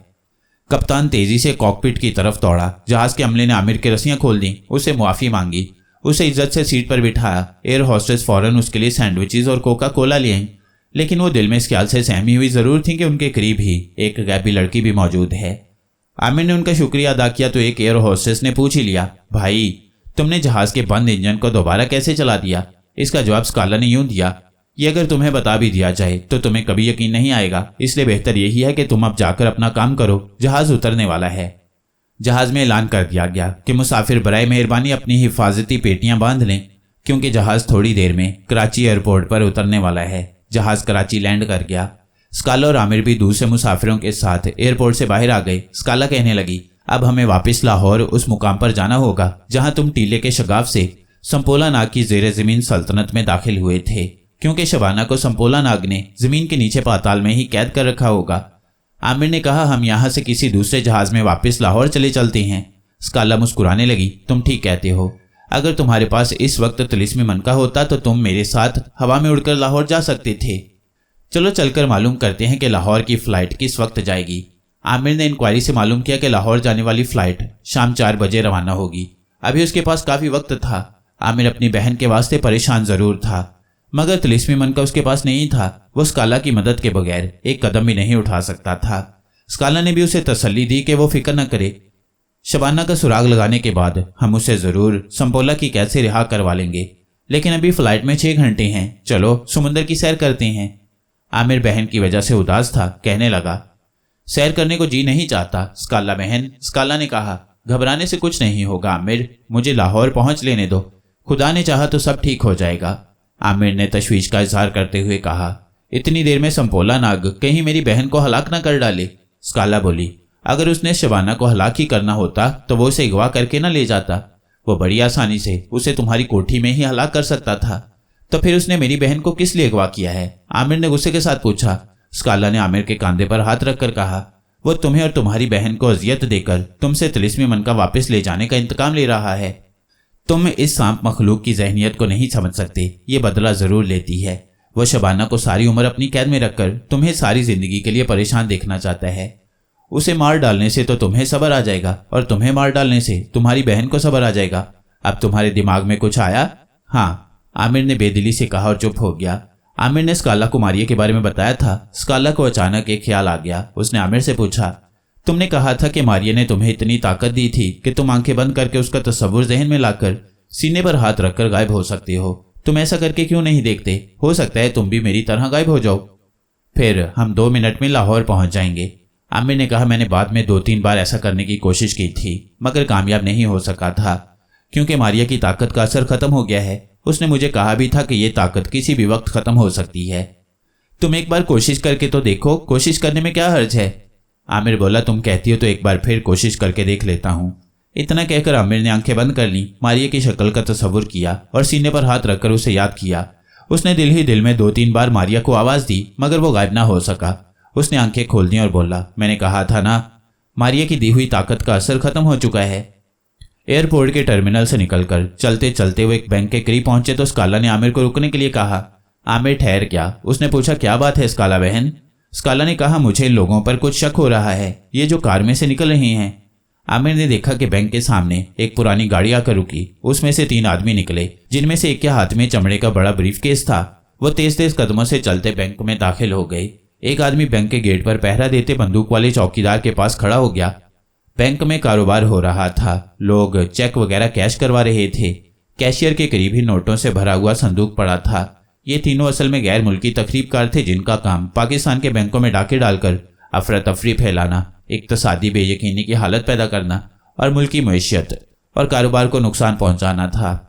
डाकू ने बैंक के बड़े हॉल में आते ही जैकेटों के अंदर छुपाई हुई क्लाशनकोफें निकाली और अंधाधुंध फायरिंग शुरू कर दी। ठीक उस वक्त गेट वाले डाकू ने चौकीदार को गोली मारकर हलाक कर दिया और उसकी बंदूक उठाकर वो भी अंदर आ गया। बैंक में अफरा तफरी मच गई। औरतें मर्द चीखो पुकार करते बाहर को दौड़े। फायरिंग से 6-7 आदमी जख्मी हो गए थे। वो वहीं फर्श पर पड़े कराह रहे थे। एक डाकू ने क्लाशनकोफ का रुख कैशियर की तरफ कर दिया। दूसरे ने जंगले में से छलांग लगाई और संदूक में से नोटों की गड्डियां निकाल कर चमड़े के थैले में भरने लगा। साथ वाले काउंटर पर मौजूद एक लड़की ने बड़ी जुर्रत से काम लेते हुए डाकू को धक्का देकर गिरा दिया और उसकी क्लाशनकोफ छीनने की कोशिश की। बाहर खड़े डाकू ने अपनी गन का रुख लड़की की तरफ कर दिया। उसकी उंगली ने अभी गन का ट्रैगर नहीं दबाया था कि किसी ने नीचे से ऐसा हाथ मारा कि उसकी गन 10 फुट ऊपर को उछल गई, फिर गायब हो गई। डाकू हैरान परेशान होकर इधर उधर देखने लगे। ये काम खलाई लड़की स्काला ने किया था। वो आमिर के साथ बैंक में पहुंच चुकी थी। तीसरे डाकू ने लड़की पर पूरा ब्रेस्ट फायर कर दिया, मगर लड़की काउंटर के नीचे हो गई थी। स्काला उस डाकू के पास दौड़ कर गई और उसकी गन भी हवा में उछालकर गायब कर दी। फिर आमिर की तरफ क्लाशनकोफ उछालकर कहा, आमिर इसे पकड़ो। स्काला के हाथ से निकलते ही क्लाशनकोफ नजर आने लगी। आमिर ने लपक कर उसे कैच कर लिया और डाकुओं पर तान कर कहा, खबरदार कोई भी अपनी जगह से हिला तो भून कर रख दूंगा। बैंक का अमला सख्त खौफजदा था। लोग हॉल से भाग चुके थे। जो जख्मी हो गए थे वो भी किसी न किसी तरह बाहर निकल गए थे। तीनों डाकुओं ने हाथ ऊपर उठा लिए। इतने में बाहर से फायर की आवाज आई और एक गोली आमिर के कान के बिल्कुल करीब से होकर गुजर गई। ये डाकुओं का चौथा साथी था जो अपने साथियों का हाल मालूम करने वहां आ गया था। आमिर ने पीछे मुड़कर देखा तो एक डाकू ने उछलकर उसे फ्लाइंग किक मारी। वो गिर पड़ा। डाकू ने क्लाशनकोफ उठा ली और अपने साथियों से कहा, नोटों वाला थैला लेकर यहां से भाग चलो। जो ही एक डाकू नोटों वाला थैला उठाने लगा, किसी ने उसे पीछे से गर्दन से पकड़ा और जोर से ऊपर उछाल दिया। ये तकरीबकार डाकू गेंद की तरह हॉल में उछला और छत से टकराकर जब नीचे बैंक के पक्के फर्श पर गिरा तो उसकी दोनों टांगें टूट गईं। वो वहीं बैठकर कराहने लगा। दूसरे डाकू को एहसास हो गया था कि यहाँ कोई पुरस्कार ताकत काम कर रही है। उन्होंने अपने जख्मी साथी को वहीं छोड़ा और नोटों का थैला उठाकर फायरिंग करते बाहर को भागे, मगर स्काला उसे कैसे जाने देती। अब उसने बिल्कुल पीछे आकर निशाना लिया और फायर कर दिया। क्लाशनकोफ से एक गोलियों के ब्रस्ट निकलकर दोनों डाकुओं की कमर में लगे। वो खून में लथपथ होकर वहीं गिर पड़े। किसी ने पुलिस को फोन कर दिया था। पुलिस वहां पहुंच गई। पुलिस ने आते ही दोनों तकरीबकार डाकुओं की लाशों और एक जख्मी डाकू को अपने कब्जे में ले लिया। एक गन अभी तक आमिर के हाथ में थी। पुलिस अफसर ने आमिर के हाथ से गन छीनकर उसे भी हिरासत में ले लिया और गर्दन से पकड़कर हल्का सा झटका देकर कहा, तुम इतने छोटे लड़के होकर डाके मारते फिरते हो। वो आमिर को भी डाकुओं का साथी समझा था। आमिर ने कहा, मैं डाकू नहीं हूं, मैंने तो डाकुओं को पकड़ा था। पुलिस अफसर ने कहकहा लगाया, तुम टार्जन हो कोई। फिर उसने सिपाही से कहा, इस डाकू के बेटे को भी हथकड़ी लगा दो। जो ही सिपाही हथकड़ी निकालकर आमिर की तरफ बढ़ा, स्काला ने सिपाही के हाथ से हथकड़ी छीनकर जोर से फर्श पर दे मारी और गुस्सीली आवाज में बोली, तुम लोग कानून के मुहाफिज हो और तुम दोस्त, दुश्मन, मुजरिम और शरीफ आदमी में फर्क नहीं कर सकते। पुलिस अफसर, सिपाही और बैंक के क्लर्क इस गैबी आवाज पर कुछ हैरान, कुछ खौफजदा होकर इधर उधर देखने लगे। सिपाहियों को तो पसीना आ गया। स्काला की आवाज आई, तुम मुझे नहीं देख सकते, तुम सिर्फ मुजरिमों को देखो और उन्हें पहचानो। तुम्हारे यही कौमी फर्ज है। शरीफ इंसान और मुल्क को नुकसान पहुंचाने वाले तकरीबकार का फर्क पहचानो। जिस लड़के को तुम डाकुओं का साथी तकरीबकार समझ रहे हो वो एक मुहिब्बुल वतन पाकिस्तानी है। इस पर बैंक के क्लर्क और काउंटर वाली लड़की ने भी गवाही दी कि ये लड़का तकरीबकार नहीं है। इसने तो बड़ी बहादुरी से काम लेते हुए डाकुओं पर फायरिंग की थी। पुलिस अफसर ने आमिर को छोड़ दिया और उससे अपने रवैये की माफी मांगी। काउंटर वाली लड़की का खौफ काफी हद तक दूर हो चुका था। उसने कहा, बहन तुम कौन हो? तुम गायब किस तरह हो गई हो? क्या हमें नहीं बताओगी? सबको खलाई लड़की स्काला की हंसी की आवाज सुनाई दी। स्काला ने कहा, ये जानकर तुम्हें कोई फायदा नहीं होगा। मैं तुम्हें सिर्फ इतना कहूंगी कि ये मुल्क पाकिस्तान तुम्हारे बुजुर्गों ने बड़ी कुर्बानियां देकर बनाया है। दुश्मन ने इस मुल्क को नुकसान पहुंचाने के लिए अपने तकरीबकार डाकुओं की शक्ल में यहाँ भेजता है। उनसे होशियार रहो। अपनी ड्यूटी जिम्मेदारी और दयानतदारी से अदा करते रहो ताकि पाकिस्तान तरक्की करे और दुश्मन अपने नापाक इरादों में कभी कामयाब न हो सके। खुदा हाफिज। चलो आमिर। और सबने देखा कि लड़का आमिर बैंक के दरवाजे की तरफ चल दिया, मगर उसके साथ स्काला भी चल रही थी जिसको कोई ना देख सकता था। स्काला ने आमिर से कहा, अब हमें एयरपोर्ट पर पहुंच जाना चाहिए ताकि 4 बजे वाली फ्लाइट से लाहौर जा सकें। और वो एयरपोर्ट टर्मिनल की तरफ चल पड़े। खलाई लड़की स्काला और आमिर लाहौर पहुंच गई। आमिर थोड़ी देर के लिए अपने घर गया। डैडी और अम्मी को तसल्ली दी कि वो शबाना बहन को बहुत जल्द तलाश करके अपने साथ लाने में कामयाब हो जाएगा और फिर स्काला के साथ शहर से बाहर वाले टीले की तरफ रवाना हो गया। अभी दिन की रोशनी बाकी थी। सूरज पूरी तरह से गुरूब नहीं हुआ था। टीले के पास आकर स्काला ने आमिर से कहा, आमिर तुम इसी जगह ठहरो, इस दफा मैं जमीन के नीचे जाकर शबाना का सुराग लगाती हूँ। आमिर साथ जाने पर इसरार करने लगा, मगर स्काला ने उसे वहीं ठहरने की ताकीद की और खुद टीले की तरफ बढ़ी। अभी वो दीवार के करीब ही पहुंची थी कि अचानक दीवार शक हो गई और अंदर से एक नागिन फुंकारती हुई बाहर निकल आई। स्काला उसे उठाकर दूर फेंकने ही लगी थी कि नागिन फौरन इंसानी शक्ल में आ गई। ये संपोला नाग राजा की कनीज नागिन थी। आमिर ने उसे संपोला नाग के तख्त के पीछे खड़े हुए देखा था। नागिन कनीज ने हाथ उठाकर कहा, क्या भी लड़की, मैं तुम्हें देख रही हूँ। फिर उसने आमिर के करीब आकर कहा, आमिर मैं जानती हूँ कि तुम अपनी बहन की तलाश में यहाँ आए हो। मैं तुम्हें बताने के लिए आई हूँ कि तुम्हारी बहन यहाँ नहीं है।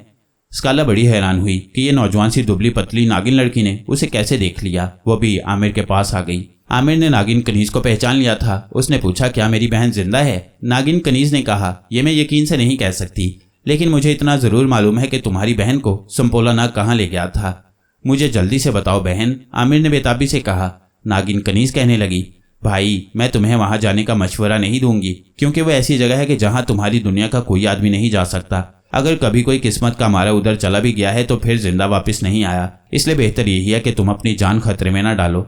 आमिर ने जोशीली आवाज में कहा, अपनी प्यारी बहन के लिए तो मैं जान भी कुर्बान कर सकता हूँ। तुम मुझे वह जगह बताओ जहां जालिम संपोला नाग मेरी बहन को अगवा करके ले गया है। खलाई लड़की स्कालर ने भी नागिन कनीज से कहा कि वो जगह बता दे, बाकी काम हमारा है कि हम शबाना को वहां से निकाल लाने में कामयाब होते हैं या नहीं। तब नागिन कनीज ने कहा, यहाँ से जनूब की तरफ जहाँ जमीन की हद खत्म हो जाती है वहां से काला समुंदर शुरू हो जाता है। उस समुंदर में अगर जहाज पूरी रफ्तार से 4 दिन तक चलता रहे तो एक बहुत बड़ा वीरान जजीरा आ जाता है। कहते हैं उस जजीरे में 5000 साल पुरानी कब्रें भी हैं। यहाँ आधी रात के वक्त किसी खौफनाक बला की दहशतनाक आवाजें आती हैं, जिसे सुनकर अगर कोई भूला भटका परिंदा वहां आ गया हो तो वो भी दरख्त पर से गिरकर मर जाता है। मैंने सुन रखा है कि उस वीरान जजीरे के 5000 साल पुराने कब्रिस्तान के नीचे संपोला नाग के गुलाम अजदहों की बस्ती है। मुझे नागिन रानी की जुबानी मालूम हुआ है कि शबाना को संपोला ने उसी अजदहों की जेरे जमीन बस्ती में रखा हुआ है। वो किस हाल में है, जिंदा है या मर गई है, इस बारे में मुझे कुछ मालूम नहीं। बस मैं तुम्हारी हमदर्दी की खातिर यही बात बताने बाहर आई थी। अब जाती हूँ। संपोला को खबर होगी तो वो मुझे जलाकर आग कर देगा। और हाँ, तुम्हारा तलिस्मी मन का भी संपोला नाग ने उसी जजीरे में रखा हुआ है। ये कहकर नागिन कनीज फुंकार के साथ एक बार फिर सांप बनकर दीवार के शगाफ में गायब हो गई। उसके अंदर जाते ही दीवार का शगाफ बंद हो गया। आमिर ये बातें सुनकर कुछ फिक्रमंद जरूर हुआ था, अगरचे वो बहन की जिंदगी की खातिर अपनी जान की बाजी लगाने का फैसला कर चुका था। स्काला ने उसे फिक्रमंद देखा तो बोली, तुम क्यों फिक्र करते हो? खुदा पर भरोसा रखो, हम हक पर हैं, सच्चाई पर हैं, और जो लोग हक पर होते हैं, सच्चाई पर होते हैं, खुदा उनकी मदद जरूर करता है। आमिर कहने लगा, मैं सिर्फ इसलिए फिक्रमंद हूं कि मैं तुम्हारे साथ इतनी दूर समुंदर में जल्दी कैसे पहुंच सकूंगा। तिलिस्मी मन का भी बकौल नागिन कनीज के उसी दूर दराज आसेबी जजीरे में है। अगर यहाँ होता तो हम किसी तरह उसे हासिल कर लेते और फिर मैं भी तुम्हारे साथ उड़ता हुआ दिनों का सफर मिनटों में तय कर सकता था। स्काला ने उसे हौसला दिया और कहा, परेशान होने की जरूरत नहीं, इंसान को खुदा की रहमत से कभी मायूस नहीं होना चाहिए, मुझे सोचने दो। स्काला एक खलाई लड़की थी। उसके पास कुछ ऐसी ताकतें थी जिनका हम लोग अभी तस्वुर भी नहीं कर सकते। अचानक उसे ख्याल आया कि जब वो गायब हो जाती है और किसी चीज को अपने हाथ में उठा लेती है तो न सिर्फ ये कि वो चीज भी नजरों से ओझल हो जाती है बल्कि उसका वजन भी बेहद कम हो जाता है। वो बड़ी हैरान हुई कि उसे इसका पहले ख्याल क्यों ना आया। वो अपनी इस अनोखी ताकत से फायदा उठा सकती थी। उसने आमिर से इसका जिक्र करते हुए कहा, तुम मेरे कंधों पर चढ़कर बैठ जाओ, मुझे यकीन है कि तुम न सिर्फ मेरे साथ गायब हो जाओगे बल्कि तुम्हारा वजन भी बड़ा हल्का हो जाएगा। आमिर को अजीब सा लगा कि वो एक दुबली पतली लड़की के कंधों पर सवार हो जाए, लेकिन मामला ऐसा था कि वो अपनी प्यारी बहन की खातिर सब कुछ कर गुजरने को तैयार था। चुनाचे वो मान गया। स्काला बैठ गई, आमिर उसके कंधों पर बैठ गया। ऐसा करते ही वो भी गायब हो गया और स्काला यूं उठ खड़ी हुई जैसे उसके कंधों पर कोई लड़का ना बैठा हो बल्कि किसी ने कपड़ों की छोटी सी गठरी रख दी हो। वो मुस्कुराते हुए बोली, आमिर, मुझे तो तुम्हारा बोझ बिल्कुल महसूस नहीं हो रहा। आमिर बड़ा खुश हुआ, कहने लगा, अब हमें जितनी जल्दी हो सके अपनी मंजिल की तरफ रवाना हो जाना चाहिए, मगर क्या तुम्हें पता है कि हमें किस सिमत को चलना होगा? स्काला ने कहा, मैं खला की रहने वाली हूँ। तुम्हारी जमीन की सारी सिमतें, सारे समुद्रों के साहिल मेरी आंखों के सामने हैं। हम बड़ी जल्दी जनूबी समुद्र के साहिल पर पहुंच जाएंगे। ये कहकर स्काला एक रॉकेट की तरह तेजी से आसमान की तरफ बुलंद हुई और फिर एक तरफ तेज रफ्तारी से परवाज करने लगी। वो इतनी तेज रफ्तारी से उड़ रही थी कि आमिर की आंखें हवा के दबाव से अपने आप बंद होने लगीं, मगर उसे तकलीफ का बिल्कुल एहसास नहीं हो रहा था। ये इस वजह से था कि वो गैबी हालत में था। उसके नीचे से शहर, दरिया, वादियां, सूबे गुजरते चले जा रहे थे। वह पाकिस्तान से निकलकर इंडिया के सूबों के ऊपर से गुजरते चले जा रहे थे। स्काला की नजर नीचे थी। वो समुद्रों को खूब पहचानती थी। एक जगह जमीन खत्म हो गई और समुंदर शुरू हो गया। इस समुंदर का रंग काला स्याह था। स्काला ने कहा, आमिर, हम काले समुंदर के ऊपर से गुजर रही हैं। आमिर बड़ा खुश हुआ मगर कहने लगा, स्काला बहन, नागिन कनीज ने कहा था कि वेरान जजीरे तक बड़ा लंबा सफर है। बहरी जहाज को यह सफर तय करते 4 दिन लग जाते हैं। स्काला ने जवाब दिया, तुम मेरी खलाई रफ्तार का अंदाजा नहीं लगा सकते। मैं ये फासला 4 दिनों की बजाय 4 मिनटों में तय कर जाऊंगी। आमिर की आंखें बंद थीं। उसने महसूस किया कि उसकी आंखों पर हवा का दबाव जरा बढ़ गया है। स्काला ने अपनी खलाई रफ्तार तेज कर दी थी और फिर ऐसा ही हुआ। स्काला ने काले समुंदर से वेरान जजीरे तक का फासला 4 घंटों में तय कर लिया। वह बिल्कुल दुरुस्त सिमत की तरफ जा रही थी। खलाई लड़की होने की वजह से वो 1 डिग्री भी इधर से उधर नहीं हो सकती थी। उस वक्त रात का अंधेरा नीचे समुंदर पर छा गया था। आसमान पर तारे निकल आए थे। स्काला ने दूर समुंदर में एक धब्बा सा देखा। फिर ये धब्बा एक बहुत बड़े जजीरे के दरख्तों में बदल गया। उसने आमिर से कहा, आमिर, हम अपनी मंजिल पर पहुंच गए हैं। मैं रफ्तार हल्की कर रही हूँ, आंखें खोलकर देखो। वेरान जजीरा सामने है। आमिर ने आंखें खोल दी। उसे भी समुंदर पर दूर दरख्तों के स्याह धब्बे से नजर आई। थोड़ी ही देर में स्काला उस जजीरे के किनारे पर पहुंचकर एक जगह उतर गई। आमिर उसके कंधे से नीचे उतर आया। उसने चारों तरफ नजर डाली और कहा, कितनी डरावनी खामोशी है यहाँ। वह जजीरा वाकई कोई आसेबी जजीरा लगता था। चारों तरफ अंधेरा और वीरानी छाई हुई थी। किसी परिंदे की आवाज तक नहीं आ रही थी। समुद्र की लहरें भी डर डर कर साहिल तक आती और खामोशी से वापस चली जाती। ऐसा लग रहा था जैसे वो भी जजीरे में आगे तक जाने से डर रही हों। हवा भी बिल्कुल नहीं थी। ऊंचे ऊंचे दरख्त बिल्कुल साकित पत्थर के मुजस्मों की तरह खड़े थे। स्काला ने कहा, नागिन कनीज ने कहा था कि जजीरे में आधी रात को किसी बला की खौफनाक आवाज आती है। जो कोई वो आवाज सुनता है दहशत के मारे बेहोश हो जाता है। अभी आधी रात नहीं हुई, हमें उससे पहले किसी महफूज जगह छुप जाना चाहिए। आमिर बोला, क्यों ना हम इन चट्टानों के पीछे होकर बैठ जाएं। कुछ फासले पर साहले समुंदर पर 6-7 स्याह चट्टानें बिल्कुल सीधी ऊपर को उठी हुई थीं।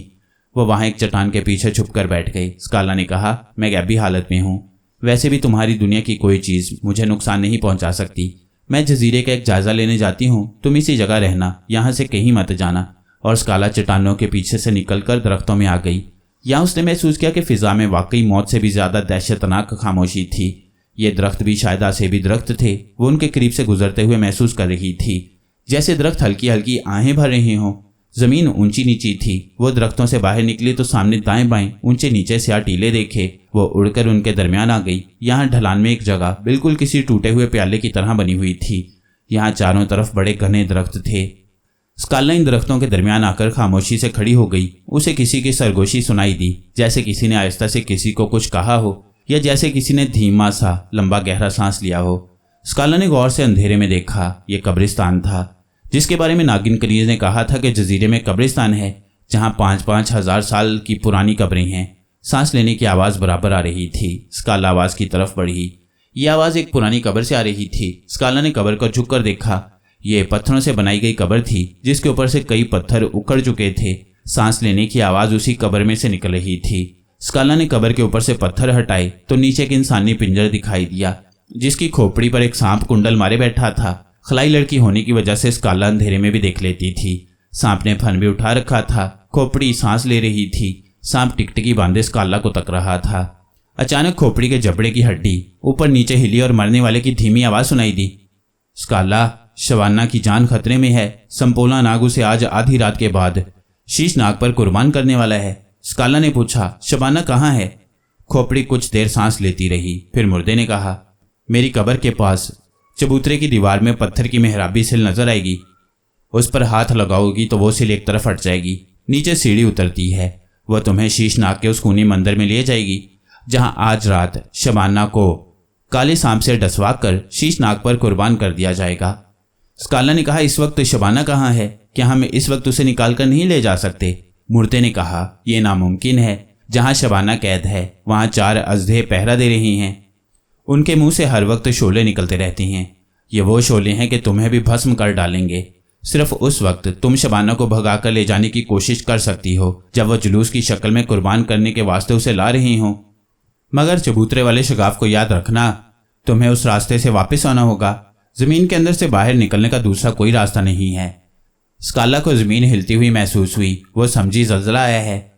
मुर्दे की घबराई हुई आवाज आई, स्काला, जजीरे की बला आ गई है, वो बोलने वाली है। यहाँ से फौरन आमिर के पास जाओ। मेरी खोपड़ी के नीचे से थोड़ी सी मिट्टी निकाल कर ले जाओ। उस मिट्टी को आमिर की और अपनी मुट्ठी में लिए रखना।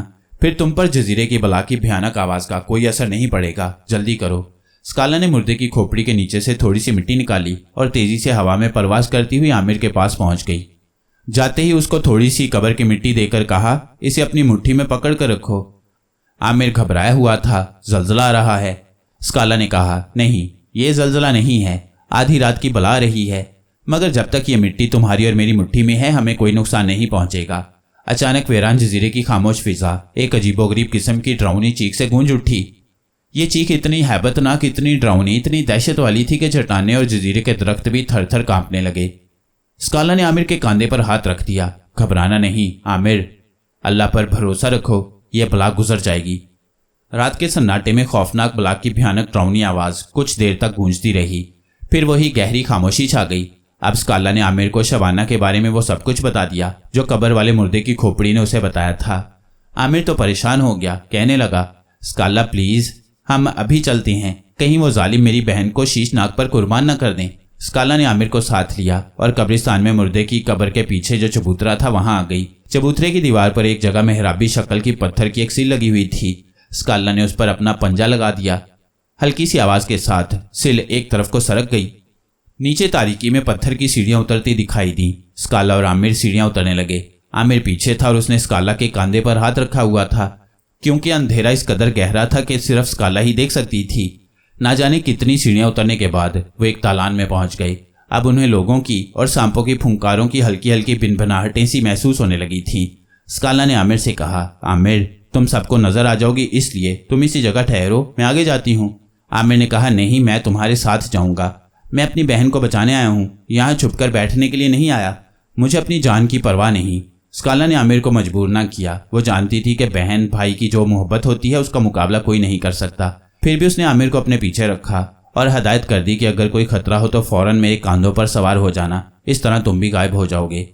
दालान के ऊंचे ऊंचे सतूनों में से गुजरते जब वो कुछ आगे गई तो उन्होंने देखा कि एक बहुत बड़ा हॉलनुमा कमरा है, जिसके दरमियान में बहुत बड़े तख्त पर शीशनाग की स्याह मूर्ति रखी हुई है। शीशनाग के 12 मुंह हैं जिनकी जुबानें बाहर निकली हुई हैं। वो अजदहा मूर्ति के दाएं बाएं कुंडली मारकर बैठे हुए हैं। सामने पुजारी सांपों को गले में लटकाए पूजा पाठ कर रही हैं। जमीन पर सैकड़ों सांप फन उठाए बैठे झूम रहे हैं। उनके पीछे डरावनी शक्लों वाले आदमी हाथों में सांप लिए बैठी हैं। स्काला ने पीछे हटकर कहा, आमिर मेरे कंधे पर सवार हो जाओ। यहाँ तुम्हारा नजर आना खतरे से खाली नहीं, जल्दी करो, ऐसा न हो कि किसी की नजर पड़ जाए। आमिर जल्दी से स्काला के कंधों पर सवार होकर गायब हो गया। इतने में एक तरफ से ढोल ताशों का शोर बुलंद हुआ। सब सांप और आदमी उस तरफ देखने लगे। स्काला ने देखा कि एक कुशादा राहदारी में से बहुत बड़ा जुलूस चला रहा है। आगे आगे जेरे जमीन मखलूक है। उनके पीछे औरतें जिनकी गर्दनों में सांप पड़े हैं रक्स करती आ रही हैं। फिर एकदम से आमिर का दिल धक से रह गया। उसने अपनी बहन शबाना को देखा कि उसके हाथ जालिमों ने बांध रखे हैं। वो तख्त पर बैठी है। उसके गले में फूलों के हार हैं और 4 आदमी तख्त उठाए शीशनाग के चबूतरे की तरफ उसे लिए आ रहे हैं। आमिर ने कहा, स्काला बहन, खुदा के लिए मेरी बहन को बचा लो, वो उसे हलाक करने के लिए ला रहे हैं। इतने में फिजा में एक भयानक आवाज बुलंद हुई, शीशनाग देवता, हमारी कुर्बानी कबूल कर, हम तेरे पुजारी हैं, हम एक कंवारी लड़की तुम पर कुर्बान करने वाले हैं। ये संपोला नाग राजा था। वो आगे बढ़ा। उसने शबाना को बाजू से पकड़ा और धकेलता हुआ शीशनाग के बुत के सामने ले आया।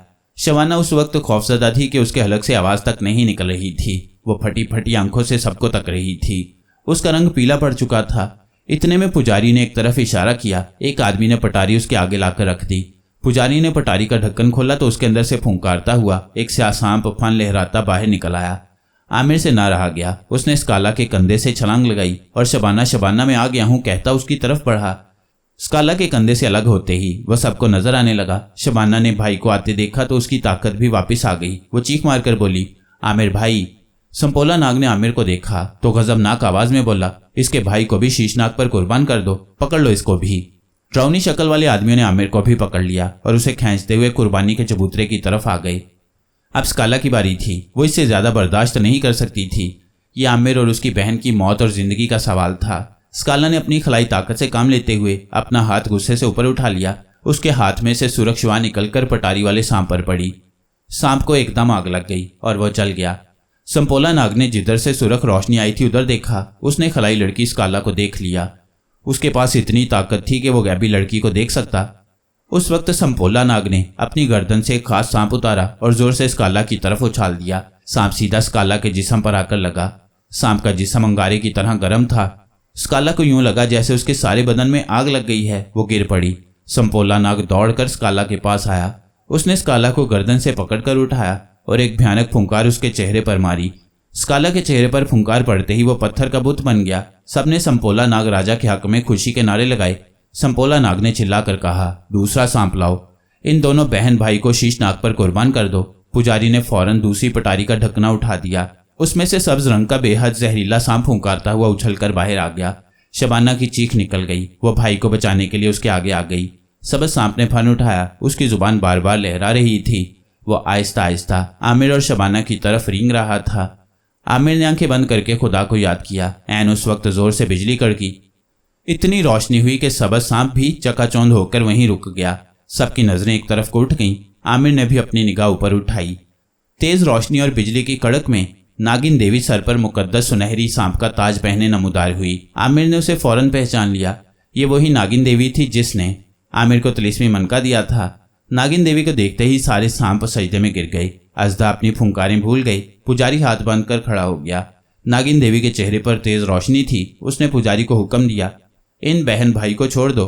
उस वक्त संपोला नाग गरजदार आवाज में बोला, पुजारी, मैं तुम्हें हुक्म देता हूं कि नागिन देवी का हुक्म मत मानो।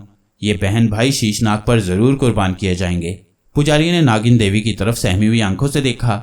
नागिन देवी का चेहरा गुस्से से सुर्ख हो गया। उसने संपोला नाग से कहा, तुम जमीन के नीचे रहने वाले जालिम राजा हो। तुम आज तक इंसानों पर जुल्म करते आए हो, मगर अब तुम ऐसा न कर सकोगे। मैं तुम्हारे जुल्म को हमेशा के लिए खत्म करने आई हूं। उसने पुजारी से कहा, लड़के लड़की को छोड़ दो। संपोला नाग ने अपना त्रिशूल उठाकर नागिन देवी पर फेंका। अब तेरा मेरा मुकाबला है नागिन देवी। त्रिशूल नागिन देवी के करीब पहुंचते ही आग के शोलों में बदल गया। नागिन देवी ने अपना हाथ सामने कर दिया। त्रिशूल के शोले वहीं गायब हो गए। संपोला नाग ने अपना वार खाली जाते देखा तो अपने लंबे बालों की एक लट काटकर नागिन देवी की तरफ उछाल दी। वो लट एक ऐसा सांप बन गई जिसके मुंह से शरारे निकल रहे थे। सांप अंगारे बरसाता जूं ही नागिन देवी के करीब आया, नागिन देवी ने उसे घूर कर देखा। उसकी आंखों से तेज रोशनी की 2 लकीरें निकलकर सांप पर पड़ी और वो फिजा में भस्म होकर रह गया। लोग घबराकर इधर उधर भागने लगे। शबाना और आमिर भी नागिन देवी की तरफ दौड़े, मगर संपोला नाग ने अपने गले की माला का मनका तोड़कर उन पर फेंका।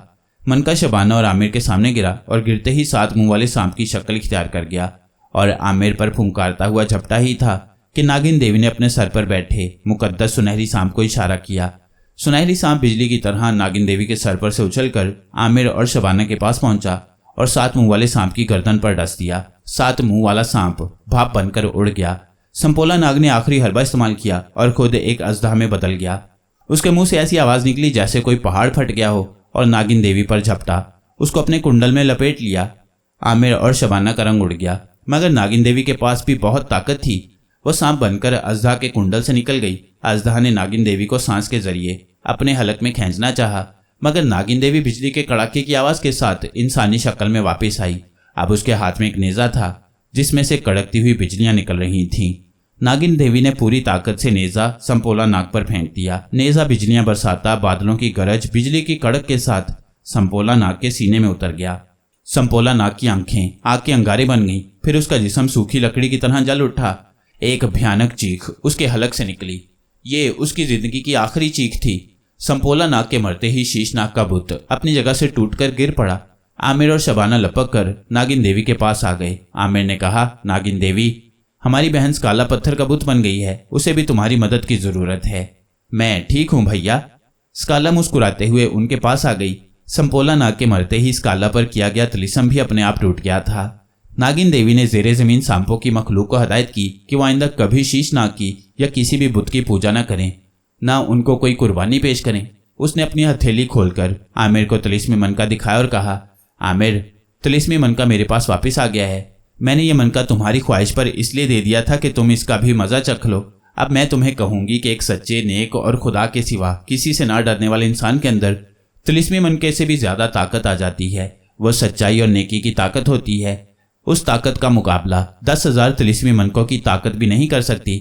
जो बच्चे सच बोलते हैं, अल्लाह और उसके रसूल सल्लल्लाहु अलैहि वसल्लम के बताए हुए रास्ते पर चलते हैं, बुजुर्गों उस्तादों का अदब करते हैं, माँ बाप का कहाँ मानते हैं, बुरे ख्यालात को अपने दिल में नहीं आने देते, जो अपने दिलो दिमाग और ख्यालात को शबनम की तरह पाकीज़ा और फूल की तरह खुशबूदार रखते हैं, सिर्फ वही बच्चे दुनिया में तरक्की करते हैं, अपने मुल्क का, अपने माँ बाप का नाम रोशन करते हैं। क्यों स्काला, मैं ठीक कह रही हूँ ना?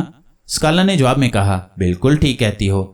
मैंने खला में घूम फिर कर लाखों सितारों सैयारों को देखा है। वो सब अल्लाह ताला के बताए हुए रास्ते पर चल रही हैं। यह सच्चाई और अदल का रास्ता है।